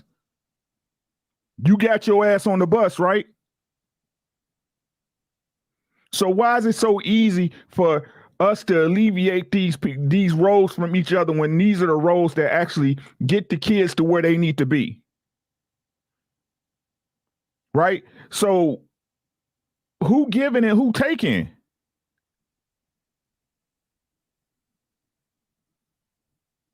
Who giving and who taking? This shit is weird to me, bro. Like, why? We got the game messed up, bro.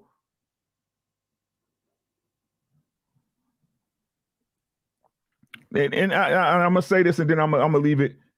I'm gonna leave it at this, right? And I think I said this before on my show. I don't know. You know why they pay CEOs so much money? Because them CEOs, they understand what their time is worth. Right? Every single person on this panel and everybody in this chat should be creating something. You are creative, right? But what they do is they throw us in the hamster reel so you don't have time to create.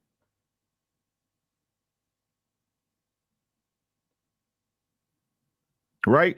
Every idea that's been created, every idea that was thought up, even though it was thought up by, say, a Mercedes-Benz or a Henry Ford, would have been done by somebody else, because that's the human condition, right? Necessity is the mother of invention.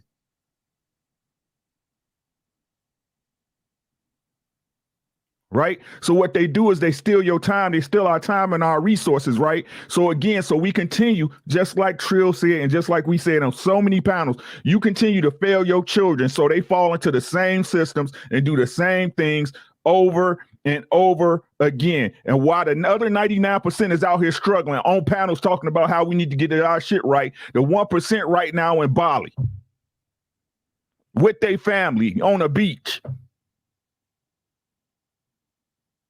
They in Dubai.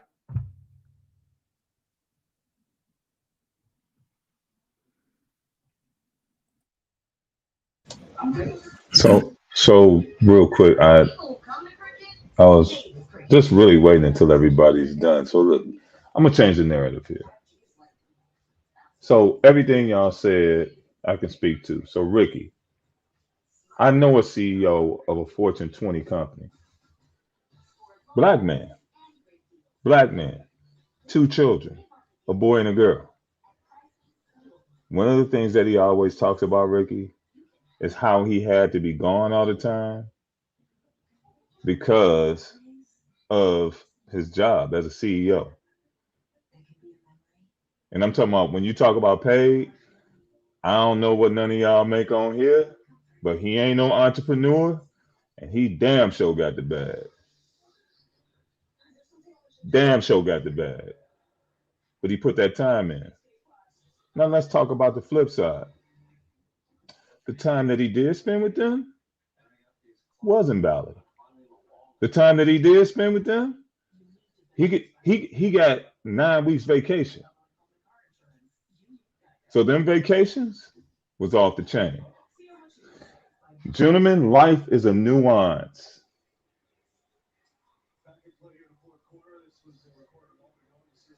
Why am I pausing? Because I want that to sink in. Life is a nuance. There are many different perspectives, just like how a diamond has different facets, millions of facets. Diamonds have millions of facets. That means there are many different angles that you can see things from. You see it from different light. You see everything. Look, now that man is like on his last job, making the most money, and he enjoying his family more than he ever has. His son is graduated from Ohio State University, about to go to medical school at Georgetown. He got a chance to drop him off, put him in a crib, do everything. Daughter at Howard, doing everything he needs to do. But remember what I said earlier about grinding. I didn't say don't do it ever. I'm just saying don't do it always. Because the knife got to be sharpened. Because a dull knife can't do nothing. So you got to grind the knife sometimes. You got to do it. Now I'm going to tell you something else. Let's go to my story. All my pops did was work. That's all he did was work. So you know how that affected me? I went into marriage on the other end of the spectrum. I'm going to always be there. And I'm going to work. I'm going to do it all. I'm going to make it happen. I'm going to every game. I'm dropping them off at school. And then I'm running to work. I'm doing everything. Yeah, la, da, da, da, da, da, da. Trill, remember you said something about that heart attack in the 50s? That'd be me. I had the Widowmaker. Actually, I had the Widowmaker at 48 years old. 100% blockage to the largest part of my heart. If I got there 2 minutes later, I'd have been dead. So the behavior and the stuff that happened that I learned from my previous generation affected me in such a way that I put on the Superman cape and put on the crown of thorns like I was Jesus, like I was the Savior. I was everything. And I was almost out of here. So, like I said, life is a nuance, fellas. It's a nuance. And you have to be able to discern the times that you're in. That's number one. And number two, please communicate to the people who mean the most to you. All this hard bullshit, people saying all this old bullshit ass, I'm the man. I'm the man. Man, get the fuck out of here with that dumbass shit. You're going to be dead. You're going to be a dead man. And then let's go back to what the sister said. What kind of legacy you going to leave? Huh?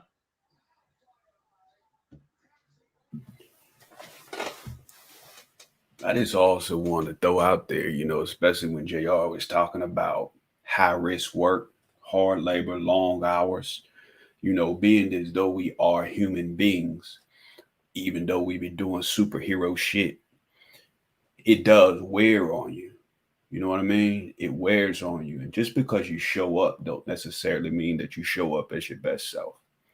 So some of us, you know, we got kids that are waiting on us to come through the door, but we grumpy, we got an attitude, we pissed off. Hell, everybody know if you come in at that certain energy, they might as well just avoid you anyway, because you're not even in the right spirit for y'all to actually enjoy that time together.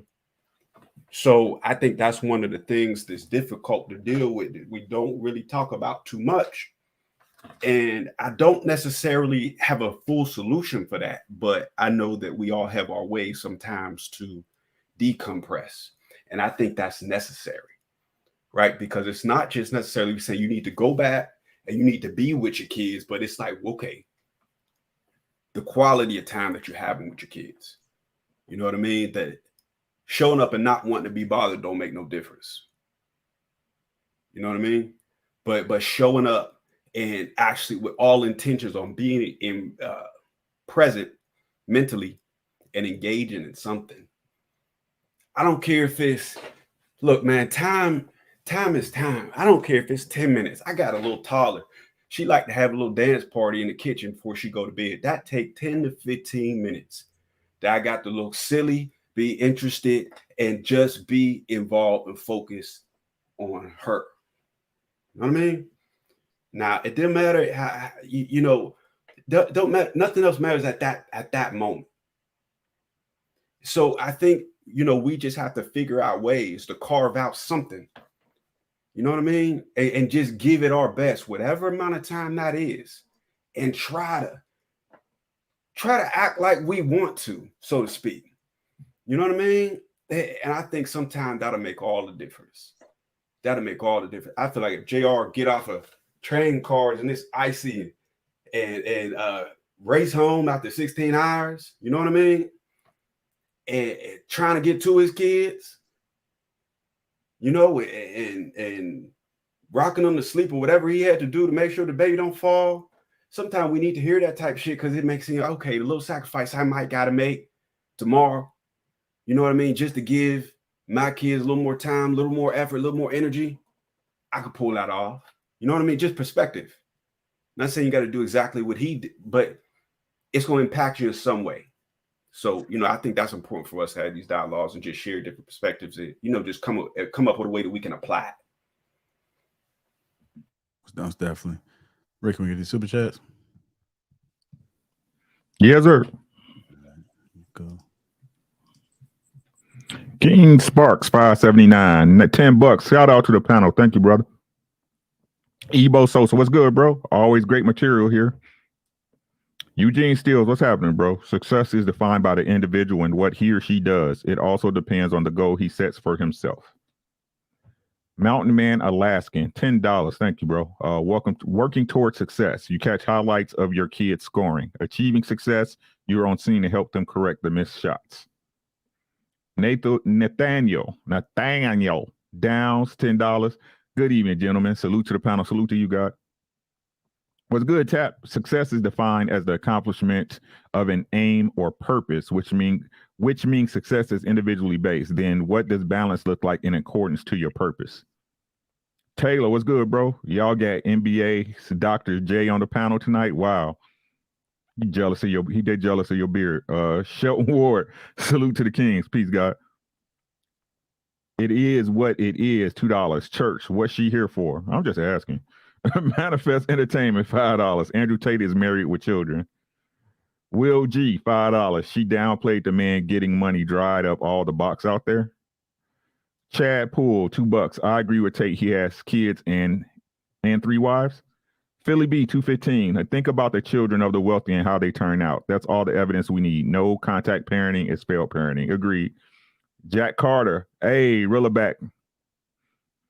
Andrew Dale, $10. Appreciate you. A great smorgasbord of info here, but the kids are the priority. Their imagination is so vivid, and if you're not giving them the image, then something else is. They're downloading as early as 2 years old. They download as soon as they come out, bro. Manifest Entertainment, $5. Many wives are hiring stay-at-home nannies to help with kids for those parents who with demanding work schedules. What is your take on this? Sean Bodine, $5. Great point, and you're correct. We need to address that directly. Many men are emotionally immature due to just providing. Wyatt B, again, he said, realistically speaking, that doesn't happen every day. Sometimes responsibilities get neglected from the hard work we put in. BZ, what's good, boy? He said, question for the fellas. With all the grinding to come back and be super dad and super husband, how do y'all recharge? This is a great topic. Andrew Dale, $5. Y'all cooking tonight. Green beans, potato, tomatoes, lamb, ram, hog, dog, green beans, turkey, chicken, you name it. He love the show, JR. J Doe, $5. Exactly, fam. My POS AIS retired Navy, and I never bitched about how much he was going. It kept us in a good neighborhood and safe. This new school is BS. Tap was good again, bro. He said, Kings, great conversation. Salute. J Doe again, early sacrifices reap long-term gains later on. Facts. I'm just scrolling up, making sure I ain't okay. There you go. He said, my pops, sorry for the errors. You all right, J Doe? Tap again. We just read that one. All right. That's all of them then. Appreciate all the super chats that came through thus far. Thank you. Yeah, thank you. If you haven't already, make sure you guys hit the like button. Also, make sure you subscribe to the channel. I think I might skip this one. I'll bring this up real quick. We can run through it. Tough times make tough men. Is that men become men is going through tough times. It's going through things that we don't think we're going to go through, and we think we're invincible, and then life says, ha, fuck you, motherfucker. Here you go. Here's a curveball, right? And I think that tough times produce tough people. I think easy times produce soft people. So I would say that any man that's gone through something tough in his life, he's probably like a man that people would want to be around. And he's speaking like that because he's gone through those things. That's what I would say. Love you, Sarah. Oh, shit. What do you guys think about that? Tough times make tough men. You guys agree? 1000%. 1000%. Like, these aren't tough times for me, but just some recent stuff. My Instagram page, my first one got totally deleted. What? Because my first Instagram page got totally deleted, I got on YouTube crazy because I wasn't really thinking about YouTube, to be honest with you. I made a lot of money off of just selling courses and stuff like that on Instagram. So I didn't really need YouTube. Next thing you know, it got deleted.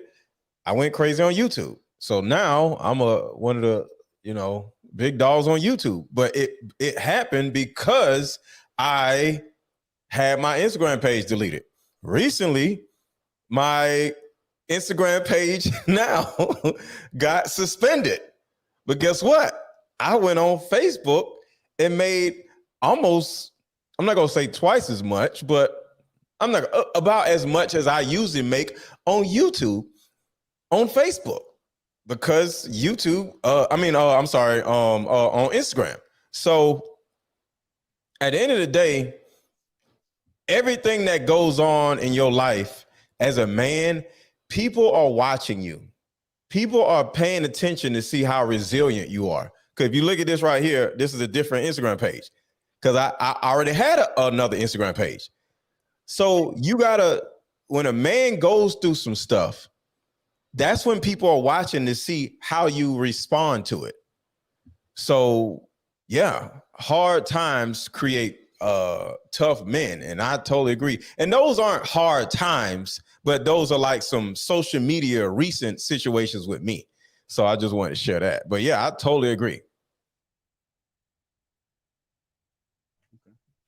Anybody else want to chime in on that? Yeah, so I say this all the time. Men are made, right? And shout out to Trill, like what you were saying in the last conversation in terms of like we echo the same thing. Like I say that all the time. Like your generation is taking a completely different direction than what my generation subscribe to, and I salute that. I embrace it, and I encourage y'all, right, to do that. I'm 10 toes down on that. So with that said, the quote that I think they were speaking to was by, and I put it in the back chat, is G. Michael Kopp, and it says, hard times create strong men create good times create weak men, and weak men create hard times. And it's cyclical, right? And I think Trill has said this earlier, it's about, adapting to just regardless of what space you in or what stage you in, because trust me, I know, what's his name? Eric Gunn? Okay. I know at least between me and Ricky, we could talk about the ones that came before us, right? And we had serious complaints around them and what they didn't do and how they didn't pass down and so on and so forth. And so it created a particular, now I don't know if they created a good time and we became the weak men. I do acknowledge and accept that my generation, I think as Generation X, I think my generation failed, Generation Z, the millennials. I can't even keep up with this shit. All the ones that came after us, all the little cousins, we failed y'all niggas, man. Which is why you get so many guys in this space. Which is why you get some people who are really sincere about making efforts to bridge that gap and correct and right that wrong. I definitely believe it. I think y'all know my saying life is simply the journey from one adversity to the next.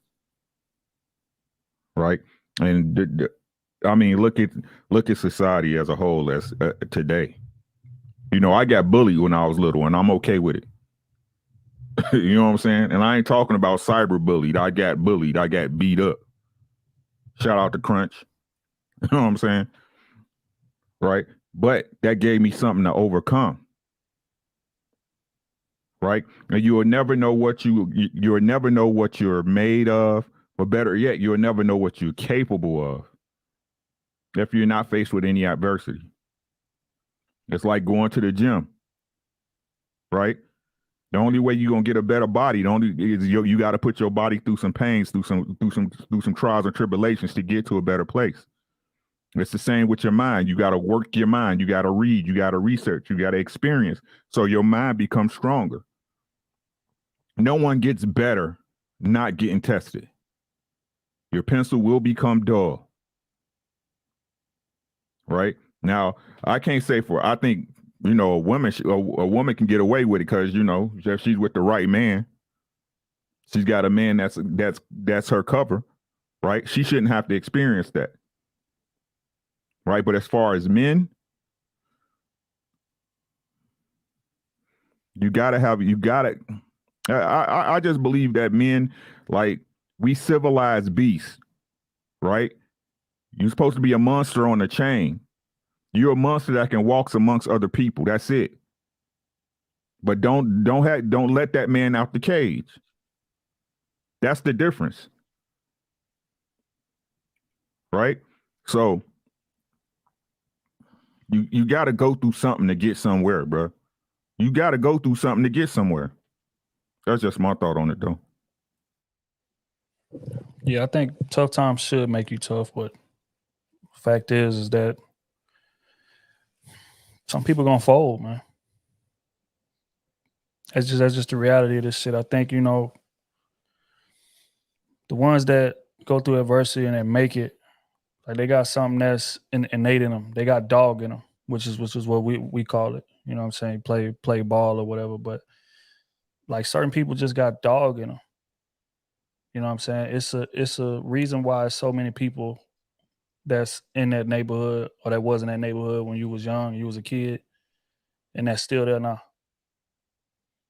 Doing the same shit that you was doing, still on the same corners, still getting in the same fights, still selling the same drugs, still doing the same shit. But it was something in you that said, this shit ain't enough for me. I'm gonna go against all the odds, and I'm gonna go, even though it's uncomfortable for me, even though niggas in the hood gonna talk about me, call me, you changed up, you switched up, whatever, but this is not what I want. And I think that's that like inner dog that you got in you to just want more. Because everybody in that neighborhood went through something tough. Everybody in that neighborhood went through the lights not being on all the time, or the water being cut off, or not having no cable, or having to wear the same pair of shoes throughout the whole year. So you gotta take super care of them all. You know what I'm saying? Everybody in that environment went through that. But everybody ain't make it out. Everybody didn't use that as fuel to go get something better. That broke certain people. That got certain people hooked on drugs. That made certain people jump off, put pistols to the temple of their head. That's just honest. It's it sound fucked up, but that's reality. So I think, you know what I'm saying, you either got that inner dog in you or you don't. And that's why I be talking about like leadership. Like everybody is not built to be leaders. That's just the reality of it. Everybody don't have that type of dog in them to lead something. I was looking at a quote. We responded to a quote. I think this past week they were saying that, you don't really know who you are until you in charge of somebody else's livelihood. And that was some of the realest shit that I ever heard. Because even coming from that environment, like you may feel like you tough, and you may feel okay. I can fight. I know how to shoot. I know how to, you know what I mean. Like ain't nobody gonna play with me. You know what I'm saying. But it's different when I got my wife and my kids depending on me. Like their livelihood is tied to me and how I move. Like that's a different kind of pressure. That's terrifying, if we're gonna be honest. Because if it's just me, I can go make mistakes and I can be reckless or whatever because I'm the one gonna have to pay for that. But if I got people depending on me, I can't, every move I make, they gonna either get the benefits of it or they gonna deal with the consequences of it. It's in you. It ain't on you, bro. Period. It's You know what I'm saying? in So I you. think like that right there, it takes a certain type of man to be able to walk around with that weight on his shoulders and still be successful anyway. And regardless of upbringing, regardless of what you've been through, everybody ain't got that in them. So like I said, tough times should make you tough. But it's a lot of people, and I would say most people that go through them tough times is going to fold. And that's just reality. Go ahead, Rio. Yeah, man. I think about, a couple of things that was said here. I think Rashawn, I think he had to go, but one of the things he said was entrepreneurship sometimes I come with losing everything. Like sometimes I come with even a lot of successful people failed in the past, lost everything, and had to get it back. Like when you talk about scary, you know what I mean? You lose everything, and then you still have the same level of responsibility and people who are looking toward you in order to survive. Man, that shit is not for weak men. You know what I mean? And this is a part of the reason why sometimes tough people have to separate themselves from weak people. You ever been in the gym and you working out really hard with somebody, and then all of a sudden they start to quit? If you're around that too much, there's something that your mind starts playing tricks on you. Damn, maybe this is too intense. Maybe I might need to slow down. Maybe I should pause. Maybe I should stop. You know what I mean? And so it's important that you surround yourself by people who know what's in you and also got that in them. You know what I mean? Because being around them is going to make you tougher and vice versa. Like iron sharpens iron. You know what I mean? And I think that we got to be cognizant of our surroundings, because it can damn sure bring us down. Like Trill talked about making it out. The reason why some people don't make it out is because they actually succumb to that environment. And the reason why some people do make it is because of the fact that they had exposure somewhere else. You know what I mean? And so I would say we just, as men, we got to expose ourselves to men who are like the men that we want to become, because there's always room for improvement. And none of us ever going to reach a point of perfect. You know what I mean? Or men who are like us and are striving for the same things. You know what I mean? And so, you know, do tough times make tough men? Absolutely. If, I think like Trill just alluded to, if it's in you, if it's in you. And I want to say this before we go, bro. Like, fellas, young boys, you got to earn the right to be comfortable, bro. Real shit. You got to earn the right to be comfortable, bro. If you just comfortable just cause you in the wrong place, bro. You in the wrong place. I've been working since I was 14 years old, bro. You got to earn the right to be comfortable. That ain't just some shit somebody's supposed to lay in your lap. It don't go like that. Shit is weird to me, bro. You got to earn the right to be comfortable. And some, I just remember, I lost $60,000 in January. Is that 60? Yeah, just, you know, boom, just gone. Lost $60,000 in January. And, you know, it was what it was. Made that shit right back. You know what I mean? Because tough times make tough people. Like, you know, at the end of the day, we can't allow, no matter what it is, to stop us. We gotta figure more shit out. So the more shit that went wrong recently, the more I figured out. Like, it's a beautiful thing. Like, I have a coaching group helping people grow on YouTube, but I wouldn't have started that new income stream if I wouldn't have put all my eggs in and just started busting my ass on YouTube. So it's like so many different things. Like, this year went on, and it's the end of the year, and I'm proud of myself. And it was like tough, because when you make all your money off of social media, and then, so you know how I didn't get Andrew Tated or nothing, but you start getting pieces of some Andrew Tate shit, and this shit is gone, and then that shit is gone, and then you come right back, and you just, the shit is beautiful.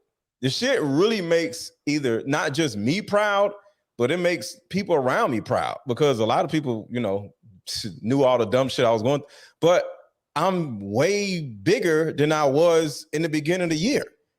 And that was just a beautiful, I had a beautiful year, but a whole bunch of dumb shit happened this year, and I triumphed over all of it.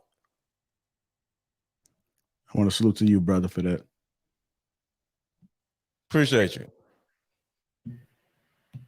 Hey, just to make sure we answer BZ super chat. Do we feel like toughness is a part of it when it comes to his question? He said he tired. How do we find the energy?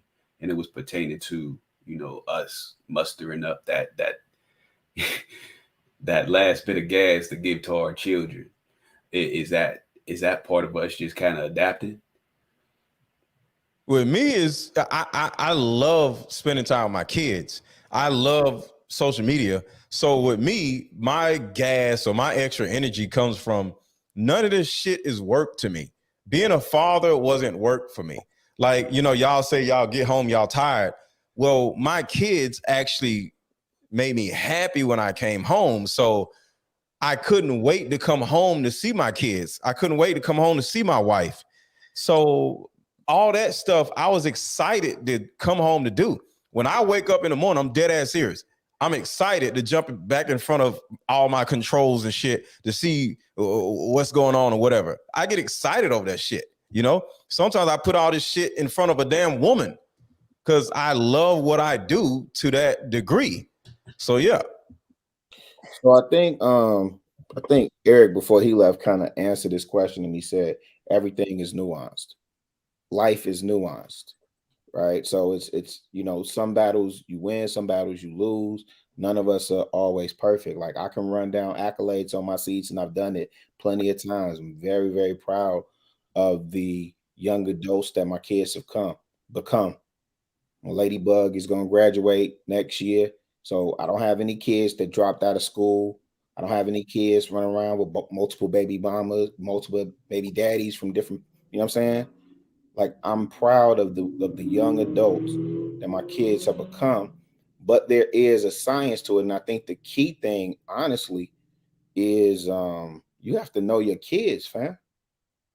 You have to know your kids. You have to know what they need and when they need it, so on and so forth.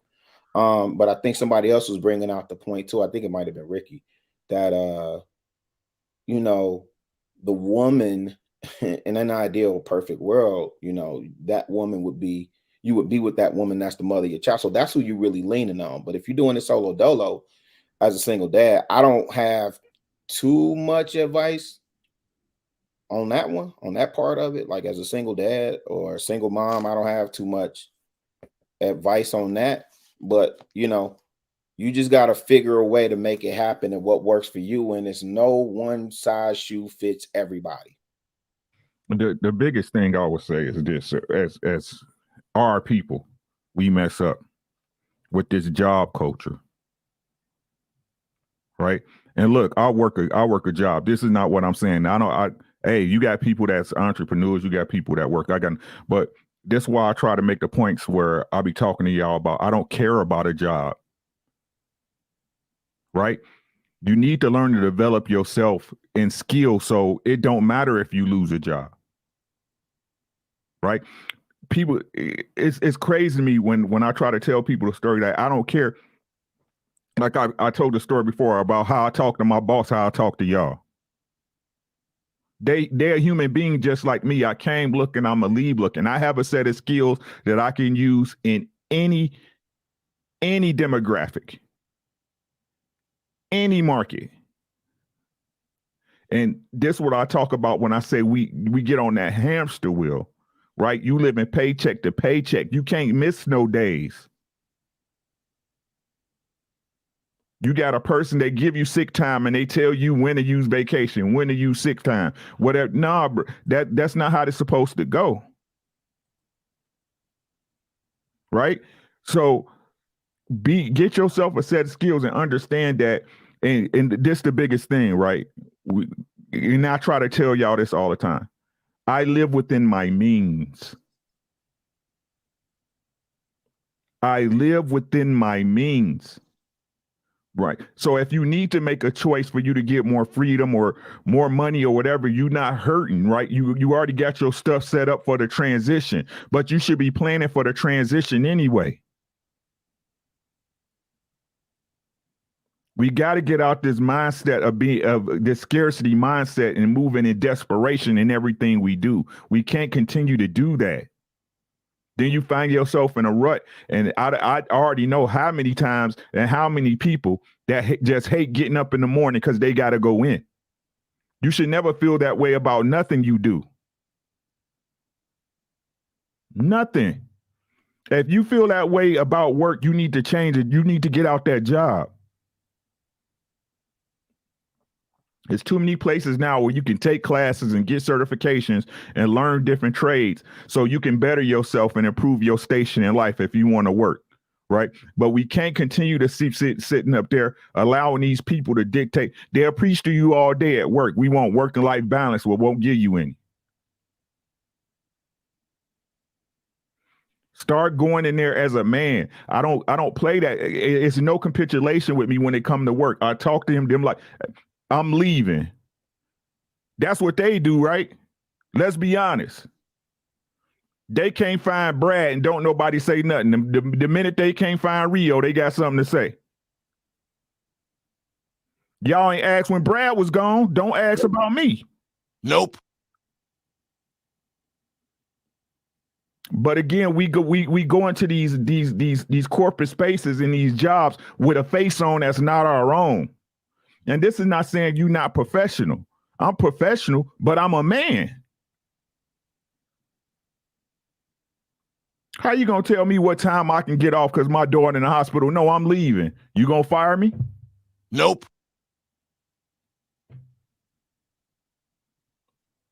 I came looking, I'ma leave looking.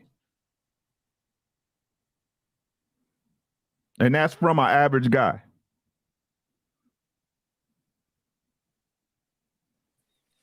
Yeah, I think how you find that energy, man, is just by lived experience. I know for me personally, I didn't see what the downside of not being there for your kids does.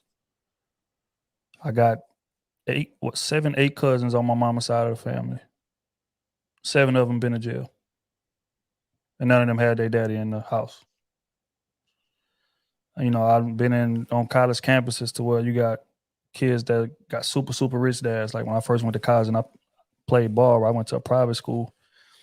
So, you know, we get on campus. I ain't even got a car, but we on campus. I'm seeing Mercedes Benzes, I'm seeing Porsches, I'm seeing Ferraris in the driveway, and these are for students. I'm like, damn, that's what you pushing? Oh yeah, my dad's a CEO at such and such. My dad's a director at such and such, right? And I done seen these same kids when we in the locker room getting ready for the game. You know, you kind of walk out, see who in the stands, whatever the case may be, before you go back in the locker room, get that last prayer in, and then come outside and run out. I done seen these same kids be at the locker crying because their daddy not in the stands.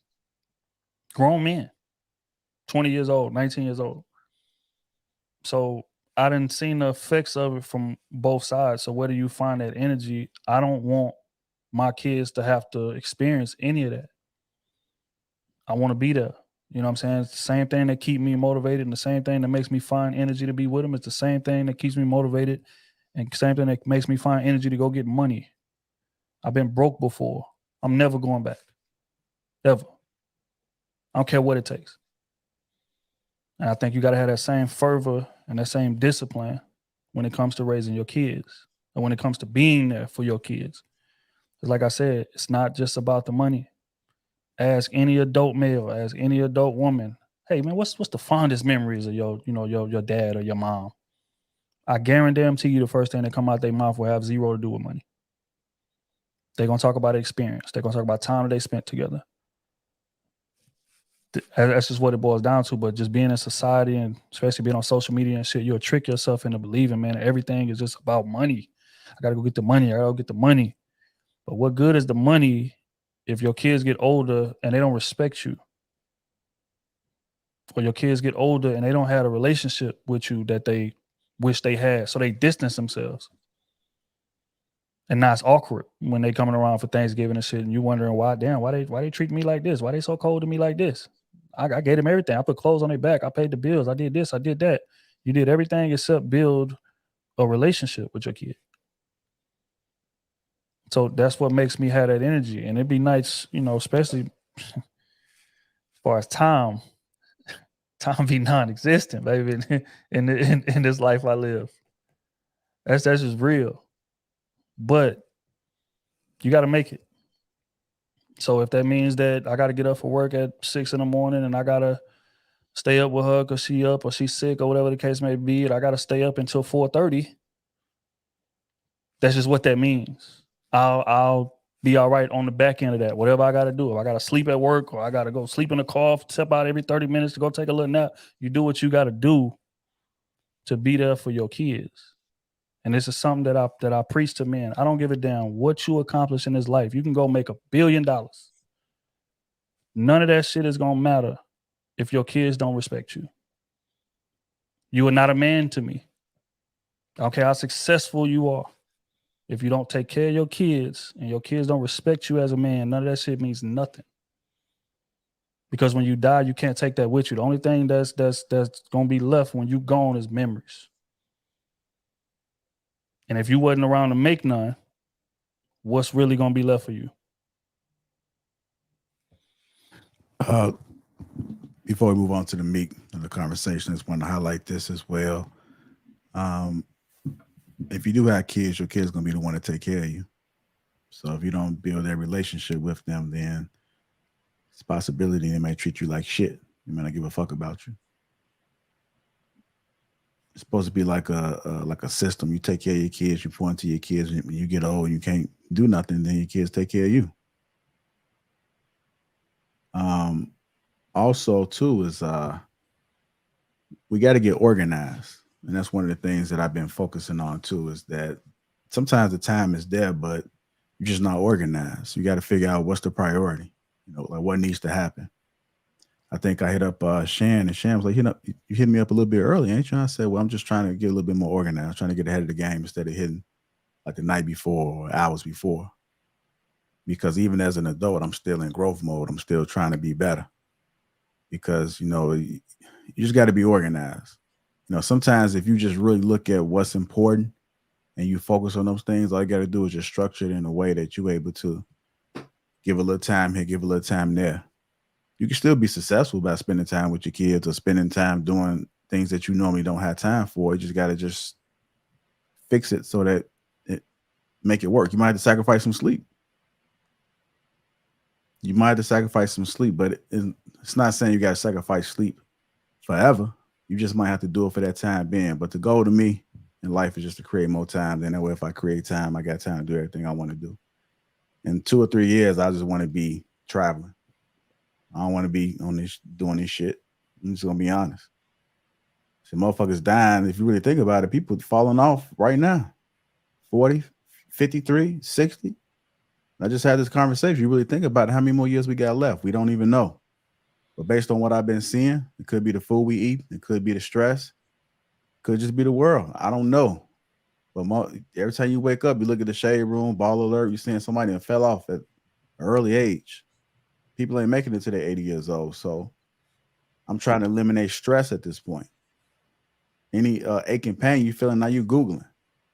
You at the doctor getting all type of x-rays and going into these for claustrophobic ass machines and shit, trying to figure out what the fuck is wrong with you every time something come up. But shit, life is happening. Life gonna keep happening. So it's up to you to try to gain as much control as you can, because we ain't promised tomorrow. We can sign off right now and not wake up.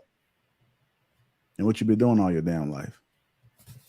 So life is precious, man. And that's why I don't argue with folks. And you catch me on the expressway, somebody flick their finger at me, I'm just gonna keep on driving, man. You know what I mean? I'm a hoe or nothing. I just understand that it's probably a motherfucker that's more crazy than me. I ain't got shit to lose, but I got some shit to lose. So I'm gonna go on ahead, look back at my kid like, hey, you good? Yeah, we're good. We're gonna keep rolling. So it's been said, let's go to get to the meat of the conversation, you guys. Let me get up out of here. Women will test you. Women will test you. We're going to play this clip. It's a little lengthy, but not too long. But we'll go ahead and dive into it and get through it. And you've recently been sexually successful. It seems like women can sense that on you somehow. Oh, yeah. And then you're more positive why, but and then you're more likely to be selected again. So it kind of builds on itself, doesn't it? Men with limited options, they worship you. They kiss the ground that you walk on, and it's very off-putting. Yeah. Or they just treat you like you're like God, and you can do no wrong. It's like you'll be kind of an asshole, and they'll be like, "Oh, okay, you're beautiful anyway." And you're like, "What?" So are you saying that you guys would like piss men off on purpose just to see that? Absolutely. I mean, I wouldn't say it's like conscious. I just think like when we do shit tests, we're women. I could just see all the black pill guys in the chat, like, oh my god. No, I can explain it, right? Yeah, go on, it please. sounds bad, which honestly, just be happy that there's like women that are being honest. Now I don't think that it's always like conscious. Like I found myself in my marriage, the only time that I do it, and it's very few and far between, is like I'll ask my husband for something. I'm like, it's a 50-50 shot. He's gonna get it for me. I'm like, can you give me a glass of water, knowing I have 2 feet? You know what I mean? And he'll look at me. He'd be like, what are you doing? I'm like, just kidding. I'll just get my own glass of water. But what if you got it though? Now what? Well, I in think the face or in the hand? I don't know. I think my husband is just very much like, if, I'm pregnant right now. So if I was like 9 months pregnant, I think he would do it for me. But I think that man looks at me and he's like, you're not really tired. Like you're messing with me. Go and get that glass of water yourself. But in terms of I think why women do it is because if you can fold to me, the woman in your life who you need to protect, then you can fold to the world. And I need a man that's going to be able to protect me. So I think that's a little bit why women will do things like that. If you think that your man will fold to you, yes, that he will be like basically soft when he's out in the world. Yes, and then it's probably going to be a risk to me. So you don't want him to fold to you? No. essentially. No, I don't want a yes man. And a lot of women have had experiences with yes men. I mean, we know that women have leverage. I'm sure Pearl's had experiences with yes men too. It's not fun. It's not cute. And you know, but that's the thing. It's like, it's very interesting for men, because if we ask for something or if we say something, we actually mean it. Do you know what I mean? Like, generally, men will be like, okay, this, and that's what I want. But women be like, this.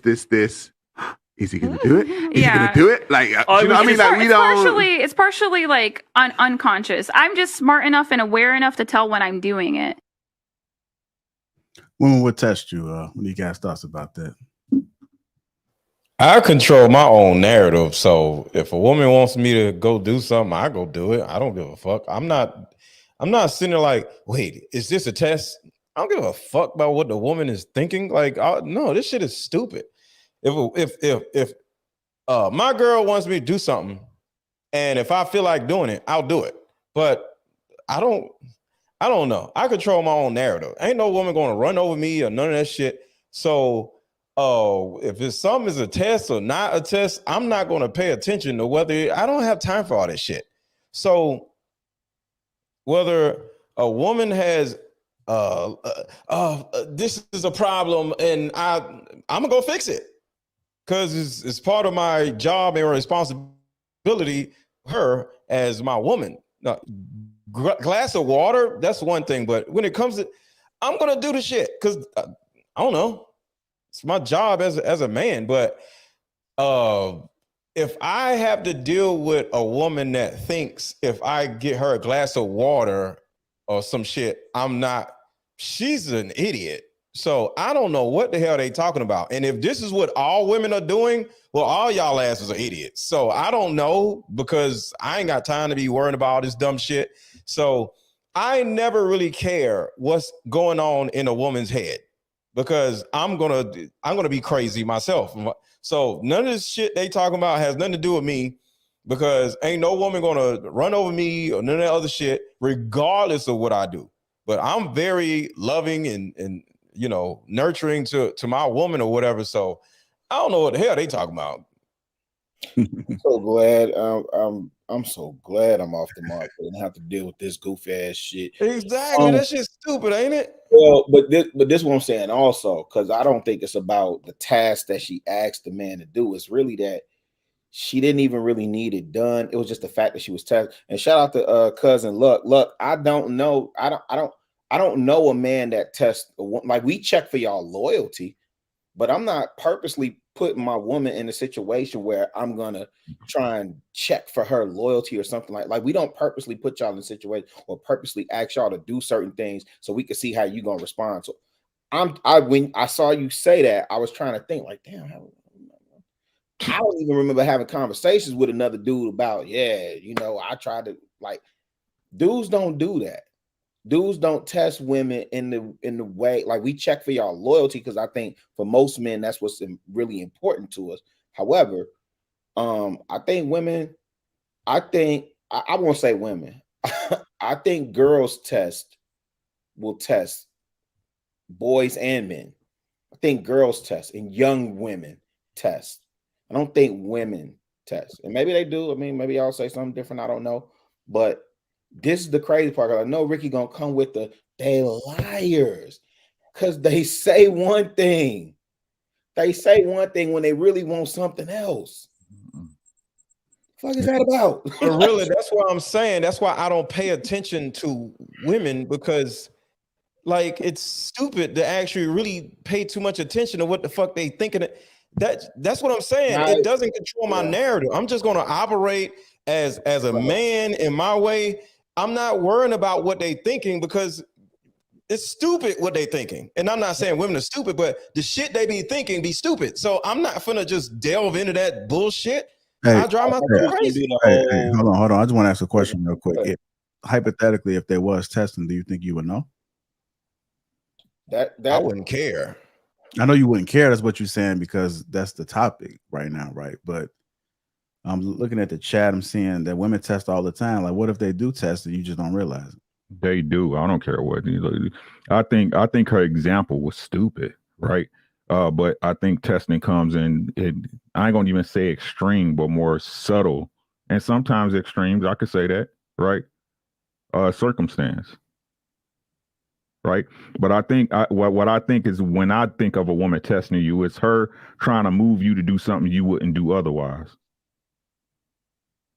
That's what I consider a Like woman. a glass of water, though. Can you No, give a better example than her? I kind of cut I out don't know. some of the context she gave, and it was just she was just giving an example. So Right. I think that was a stupid example.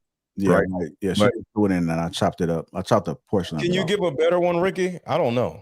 Like a woman saying something flip to you that she regularly wouldn't say. Oh, that ain't never gonna happen.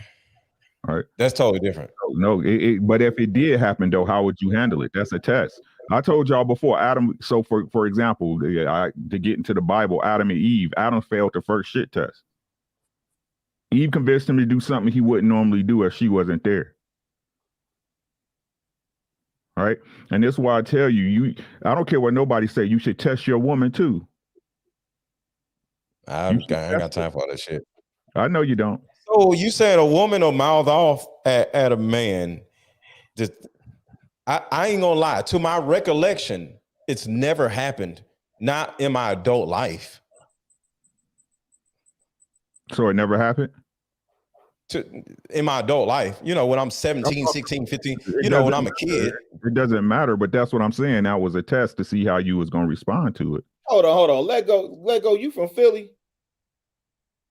I've been in Atlanta most of my life, so I'm from Philly, but I don't know nothing about no Philly. I got you. I don't fucking know. I got I know them Decatur heifers. I got an example for you, Let Go.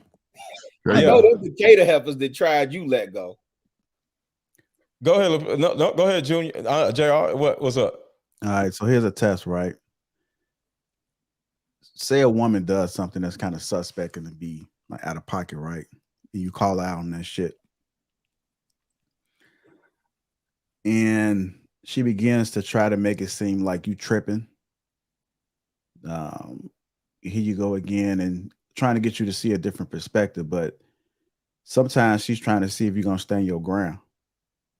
She may know that she's wrong, but if she convinces you that she's right because she used to get in her way, then that could be a form of a test.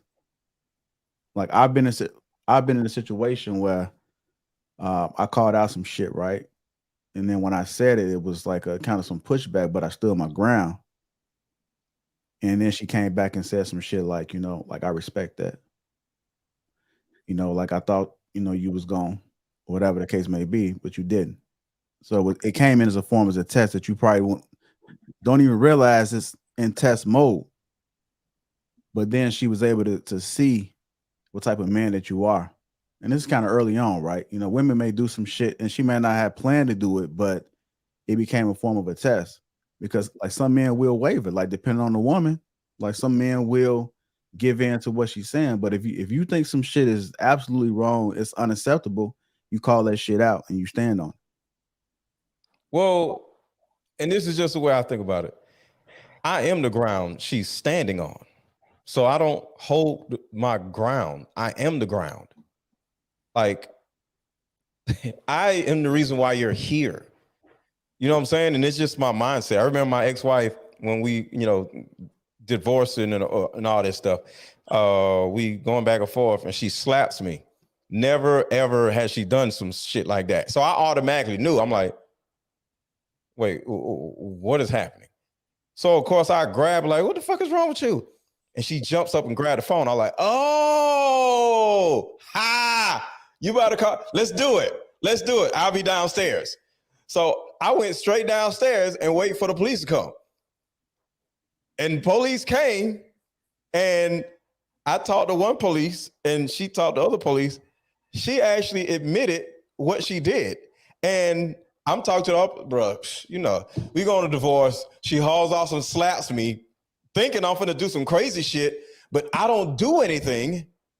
And she turns around and calls y'all anyway, because after she slaps me, she doesn't know what to do because the plan was the plan. And I'm telling him that. And next thing you know, we switched up. He said, I'm be real with you. She admitted to what she was doing. I was like, bro, he was like, yo, here's my phone number. Here's my phone number on the back of a card. if she tries any bullshit like this again, call us and I'm locking her ass up. I go back in the house.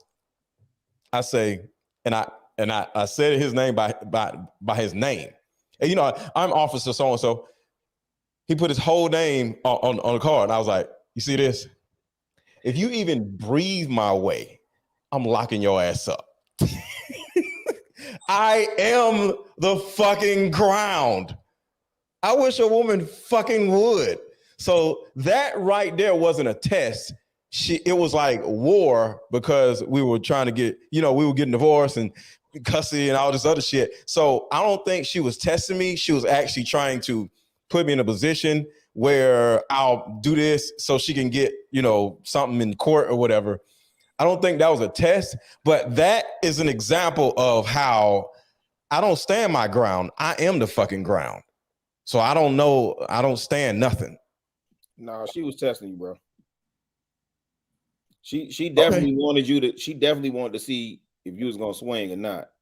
But the fact that I started laughing, I was like, "Oh, I see what you're doing. I see. You know what? Call him. This is gonna be fun." And I just went straight downstairs laughing. She was just like, "Oh my God, it didn't work." No. That just means you passed the test. That just means you passed the quiz, bro. She was testing you. Okay. So if that was a test, like I said, I was the ground. I didn't hold my ground. I was the fucking ground. And I'm gonna say this on this, and I'm gonna leave it alone. Girls test often, women test once. Expound on that. A girl gonna keep testing you, bro. A little female, she gonna keep testing you, bro. I mean, you shouldn't be around that long, to be honest. Right? But a woman, she'll get the point. And again, I think it's just the nature of most people to test people who they're around. I just think that's the nature of the thing. Right? You want to see if your friends there. You want to see if your friends with you. Right? You want to see if your girl really there for you. You want to see if your dude is that dude. The dude he told you he is. You want to see who the girl, a female. If you a certain type of dude, she want to make sure that you that dude. I think that's a false narrative, and people not really just admitting to what goes on in the dynamics of people getting to know each other. All right. Now you might not like it. You might say, consciously you don't do it, but I think everybody does it. When you ask your girl to do something that she was doing before you, I don't want you on Instagram no more. That's a test. Right? I don't like you wearing it. What? I don't want you on Instagram. What you just say? If your girl was on Instagram and you asking her to get off Instagram once y'all together, that's a test. If your girl wears a skirt that you don't like and you say, "Shorty, I don't want you wearing that," that's a test. You call it a request. You call it something you don't like, but that's a test.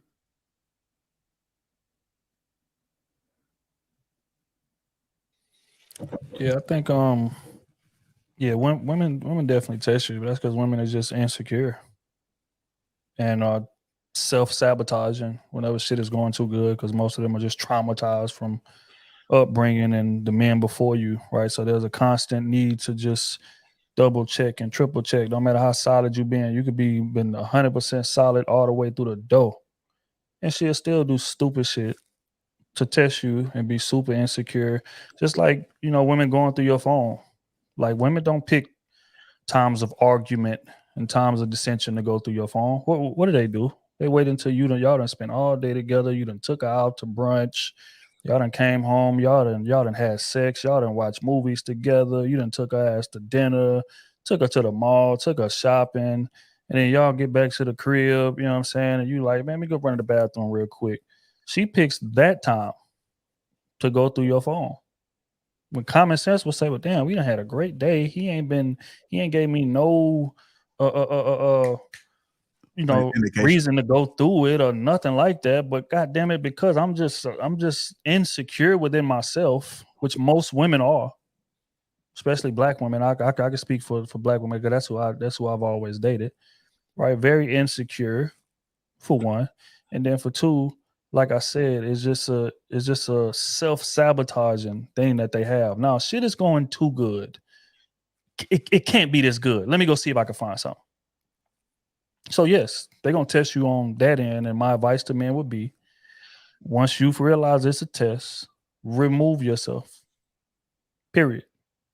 And again, if you have given her no reason to test you, now it's different if y'all kicking it, you done got caught a couple holes one time, she done, whatever.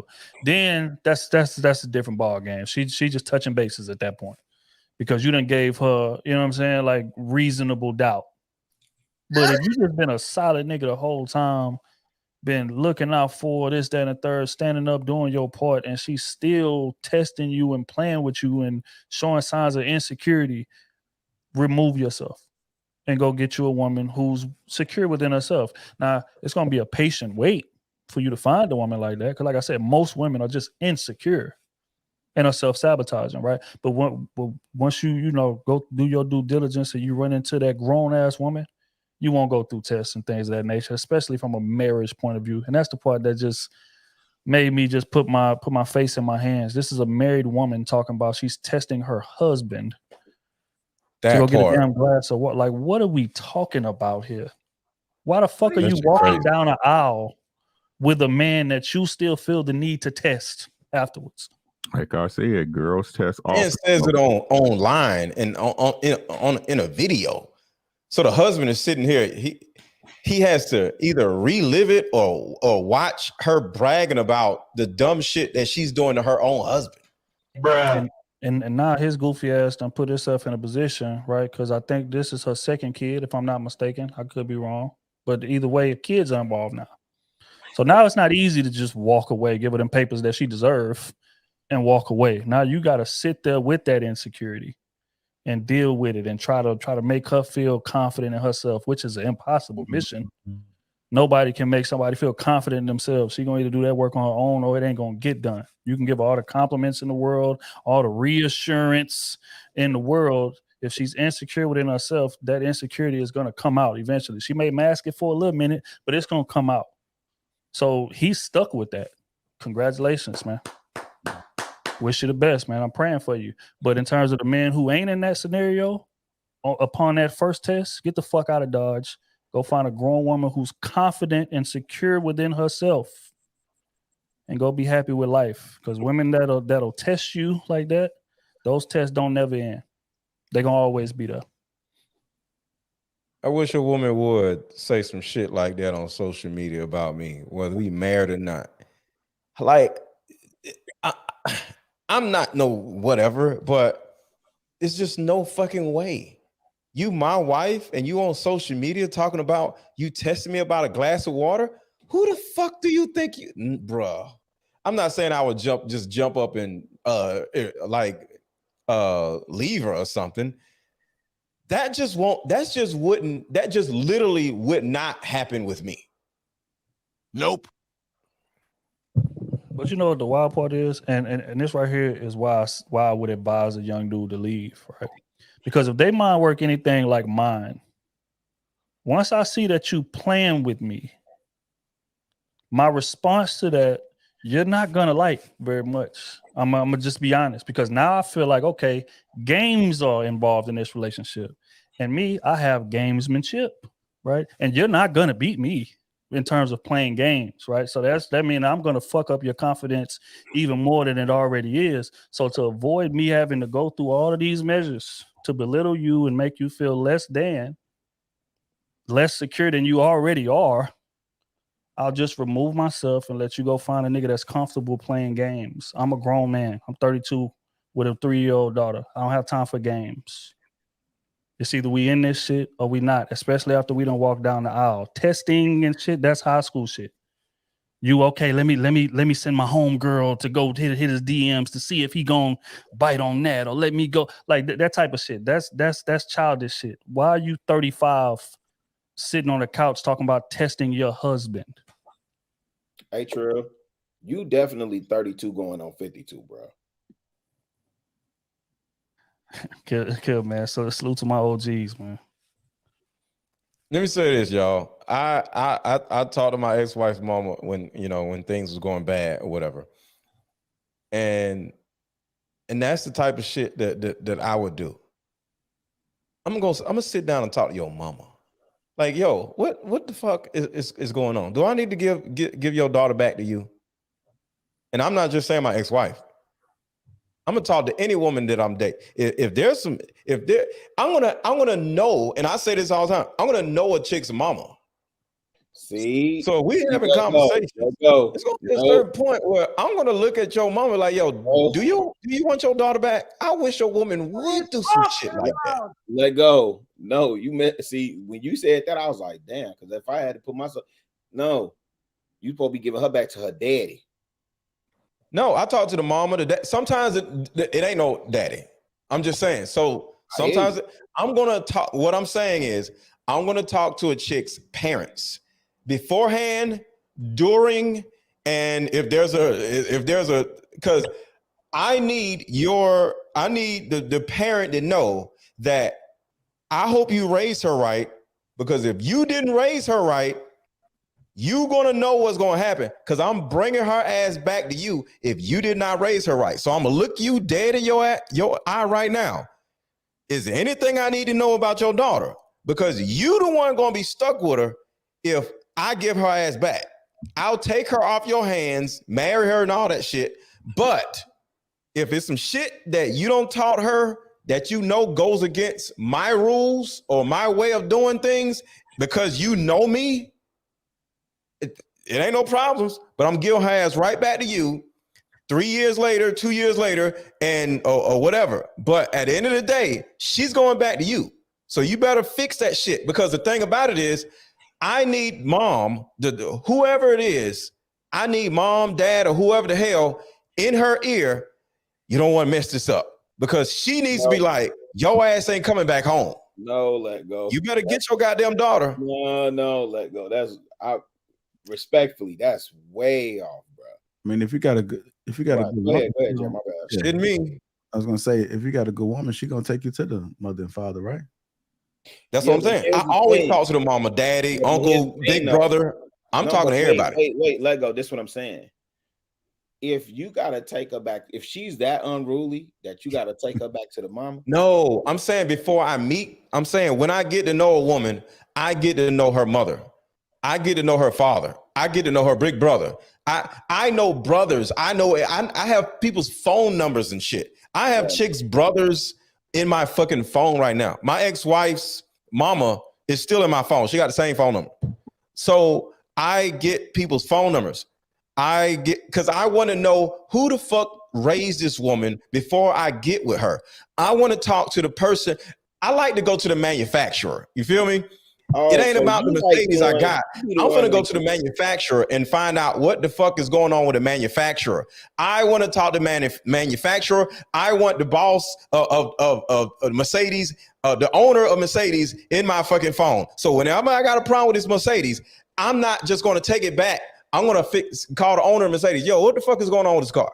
Do I need to just give it back? That's how I look at it. So it's before and a during thing, not at the end. I mean in the before. Hey, I want to get Rio in here. Rio, what are your thoughts about what Mr. Lego said in the topic? Yeah, even before we got to Mr. Let Go, I'm having a hard time with this because I know they test. And now that, you know, I understand that it's all stemming from insecurity. I got a big problem with that. Because if you're testing me because you're insecure, well, you being insecure means that you feel open or exposed to a threat or danger of something in that way or nature. And you're testing me because you feel insecure. So you're not sure about whether or not I have the ability to protect you. Or lead you. Right? And so if you're unsure about my ability to protect you, as Rick just said, then more than likely are unsure about following me, what makes it difficult for me to lead you. And so here I am thinking that we're on the same page. And obviously, as a man, I'm secure in myself. But you're not secure in me, so you have to test me. Now, this is a big problem if we decided to become one, if we decided to be married. And I think that's where Ricky's point is about women. Ideally, if you're a grown woman, you test once. Makes sense. Once. But if you are continually testing, that means that you aren't yet secure in me. You got on the ship, but you were still uncertain. You're not certain about me, nor yourself. And so now I have to suffer the consequence that if I don't pass, then I failed. I failed you, and you created a scenario or a problem that really wasn't there. It was only a problem within you. And now I failed, and now I become a problem. And my level of leadership and protection is now in question. Now, are we one? Or are you a constant threat to me? And if you're a constant threat to me, then the logical thing would be to remove you. So, ladies, whoever are listening, think about that. Think about that. And fellas, this is the thing, right? It's not a problem till it's a problem. Did you hear what I said? And this is the fact of the matter. It's not a problem till it's a problem. Right? Because we don't make problems where there are none. Right? So again, like I said, in those dating stages, those courting stages where y'all get to know each other, yeah, bro. But once we in it, we in it. Once we in it, we in it. And y'all know what I tell y'all. The rules that y'all want to know the game, it ain't no game. Right? And as a man, you got to stand on what you believe in a foundation you set. You got to stand on it. The more emotional she get, the colder you should get.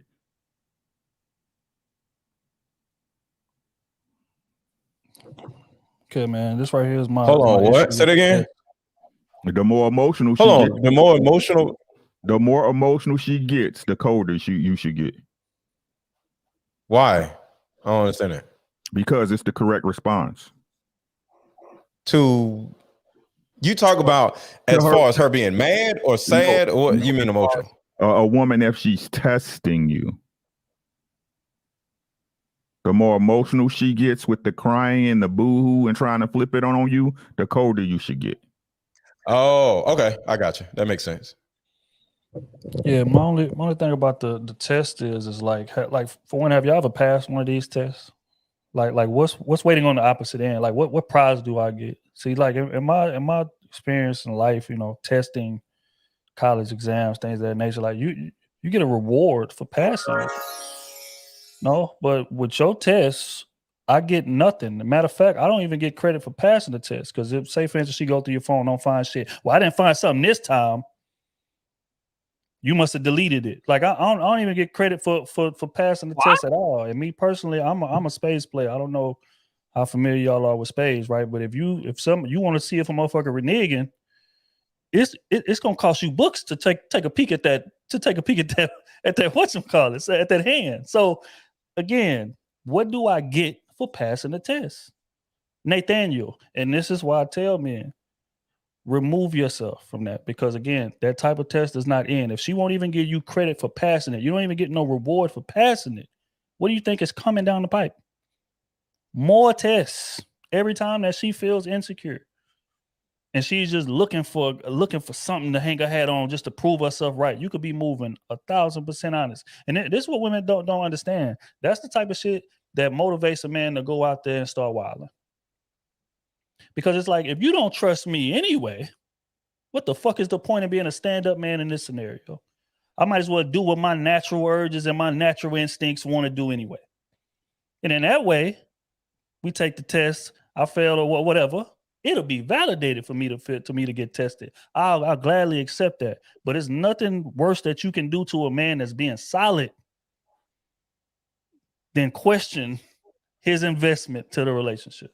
Question whether or not he moving foul or not.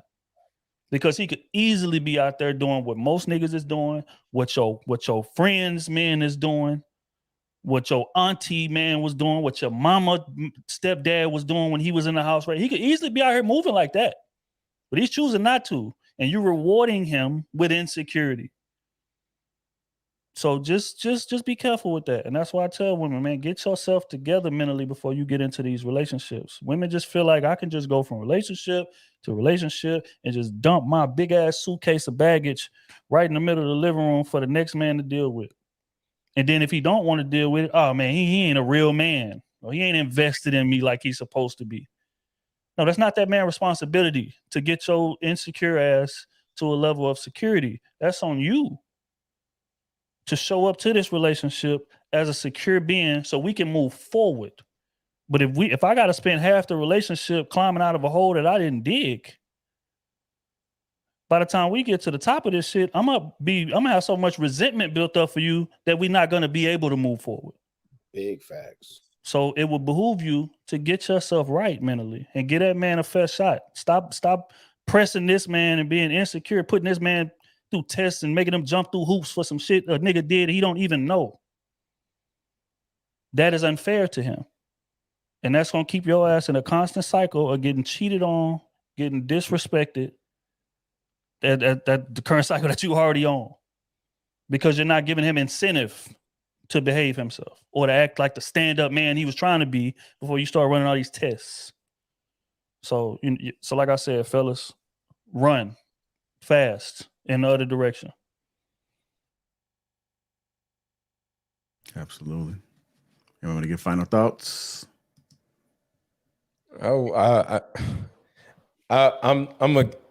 I don't even know what to say because I'm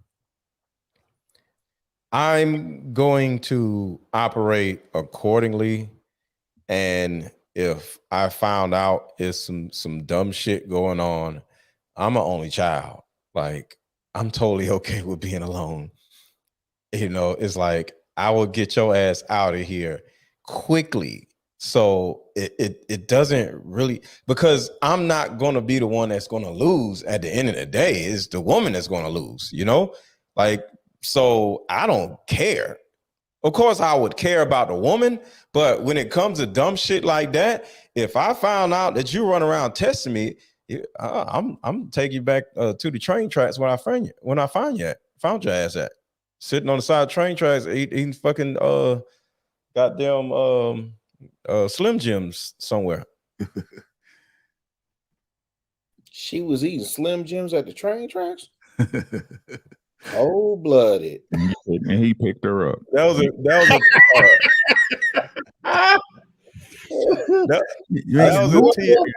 T.I. line.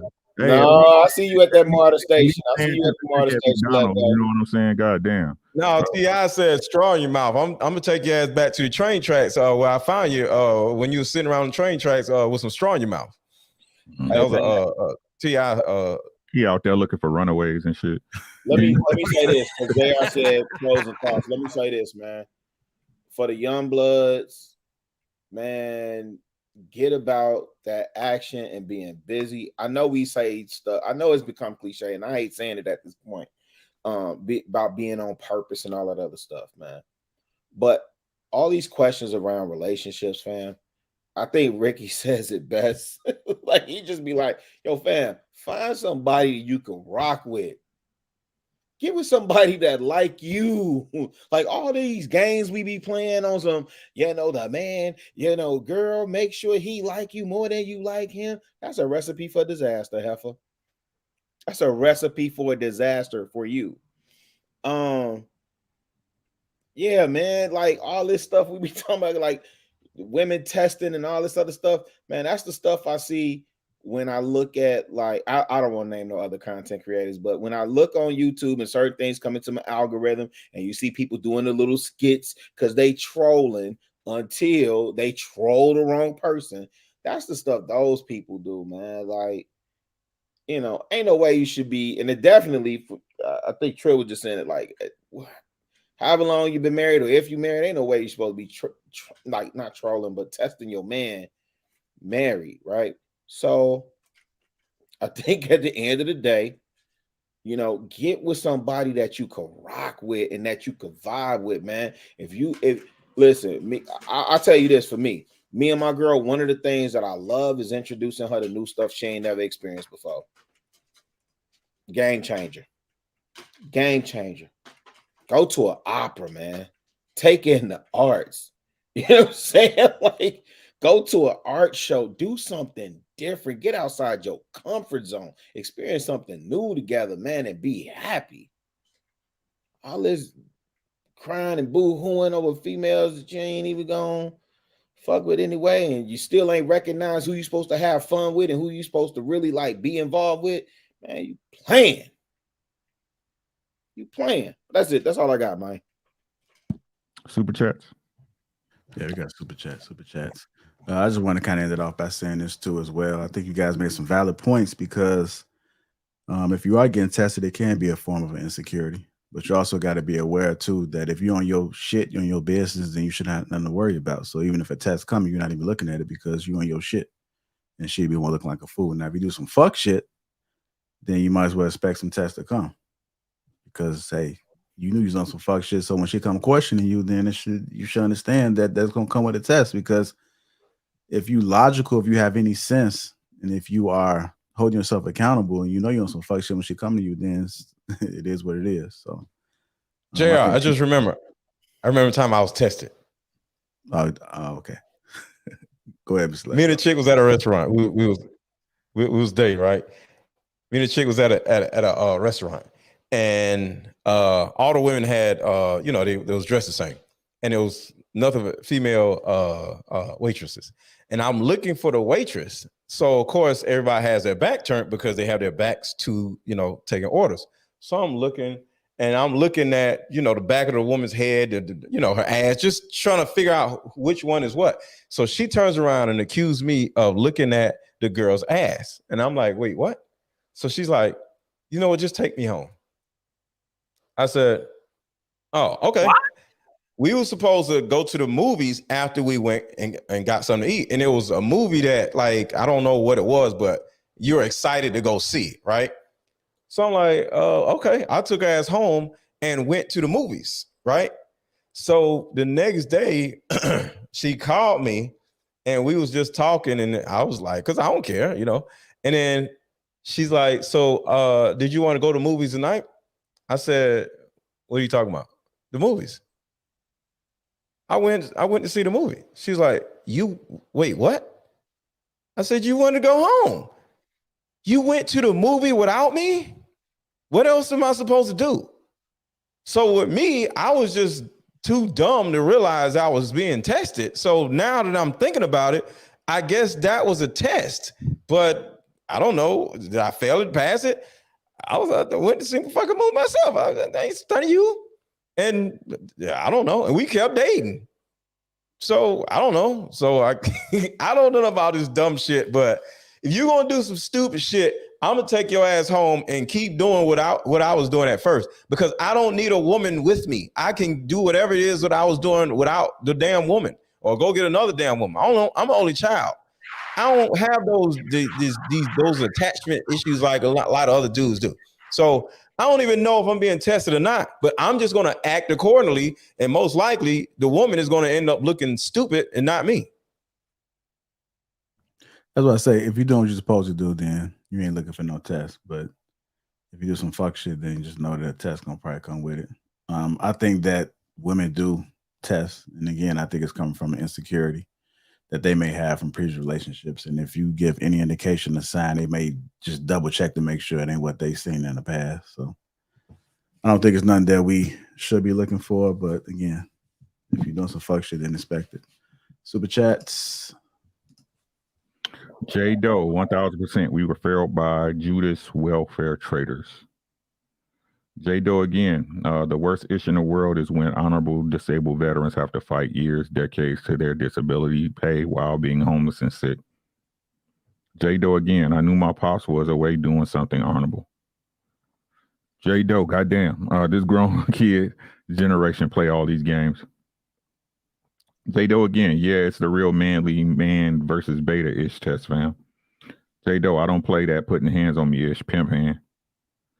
J-Do, facts for him and the pretty ones are the most insecure. J-Do, talk that ish, fam. We play chess. I will checkmate you. J-Do, yeah, fam. Only Ever boy scared to meet her pops and fam.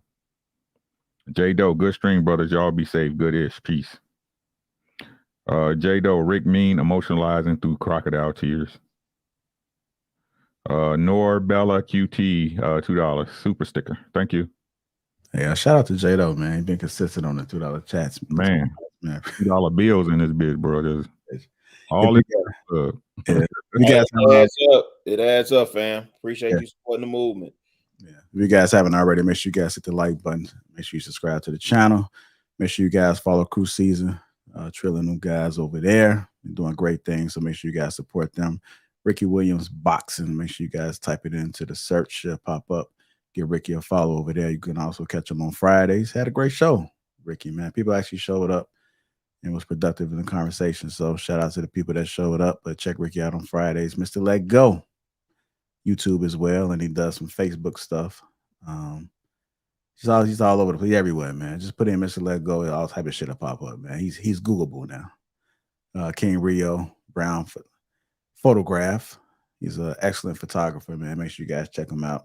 Heavy into the real estate game, man. I think he's supposed to go earn your leisure a little bit, right? He's supposed to pop up at the conference or something. Hey, Miami. Listen, speaking into existence. Okay. Hey. Yeah, but he's supposed to be up there speaking on it, man. But shout out to all the bros, man. Support, man. Really, you'll find them here, home turf. So make sure you guys support each other, man. Hit the like button. Again, subscribe. Shout out to the sponsor, T channel, 30% off along with a free gift. So make sure you guys support that as well. Hey, wait, JR. Yeah. Go ahead, sir. Hey, I just need them to drop a crown in the chat if y'all ready for JR to come through in 2023 with this King Talk merch. Y'all ready for some tees? Y'all ready for some long sleeve tees and some sweatshirts with some of that quality fabrics that he put together? He done slowed up, so he need to get back in his bag for 2023 and come through with that King Talk merch. Yeah, I might have some custom shirts, man. Some cut and sew. Man, drop a crown in the chat if y'all ready for that cut and sew. Man. Let's go. That's all right, y'all. All right, yeah. Appreciate y'all. Thank you.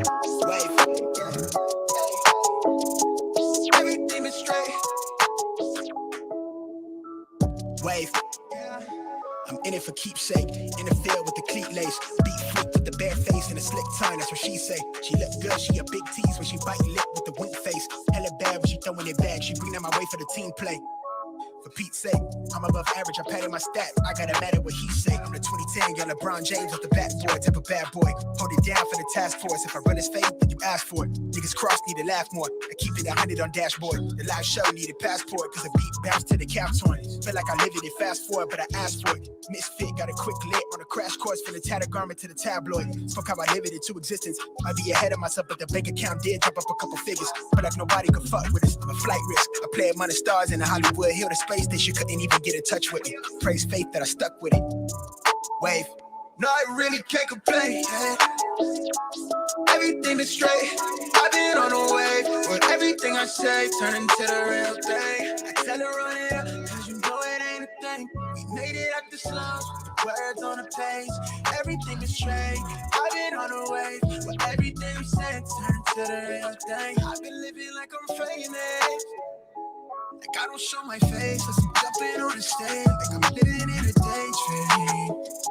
Lost in imagination. She only want me when she fade. She quick to tell me I'm a fake.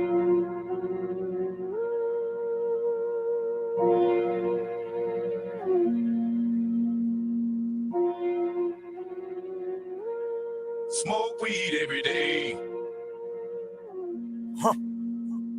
Flexing ain't discreet about it. Extra read about it. Say you wanna beef about it.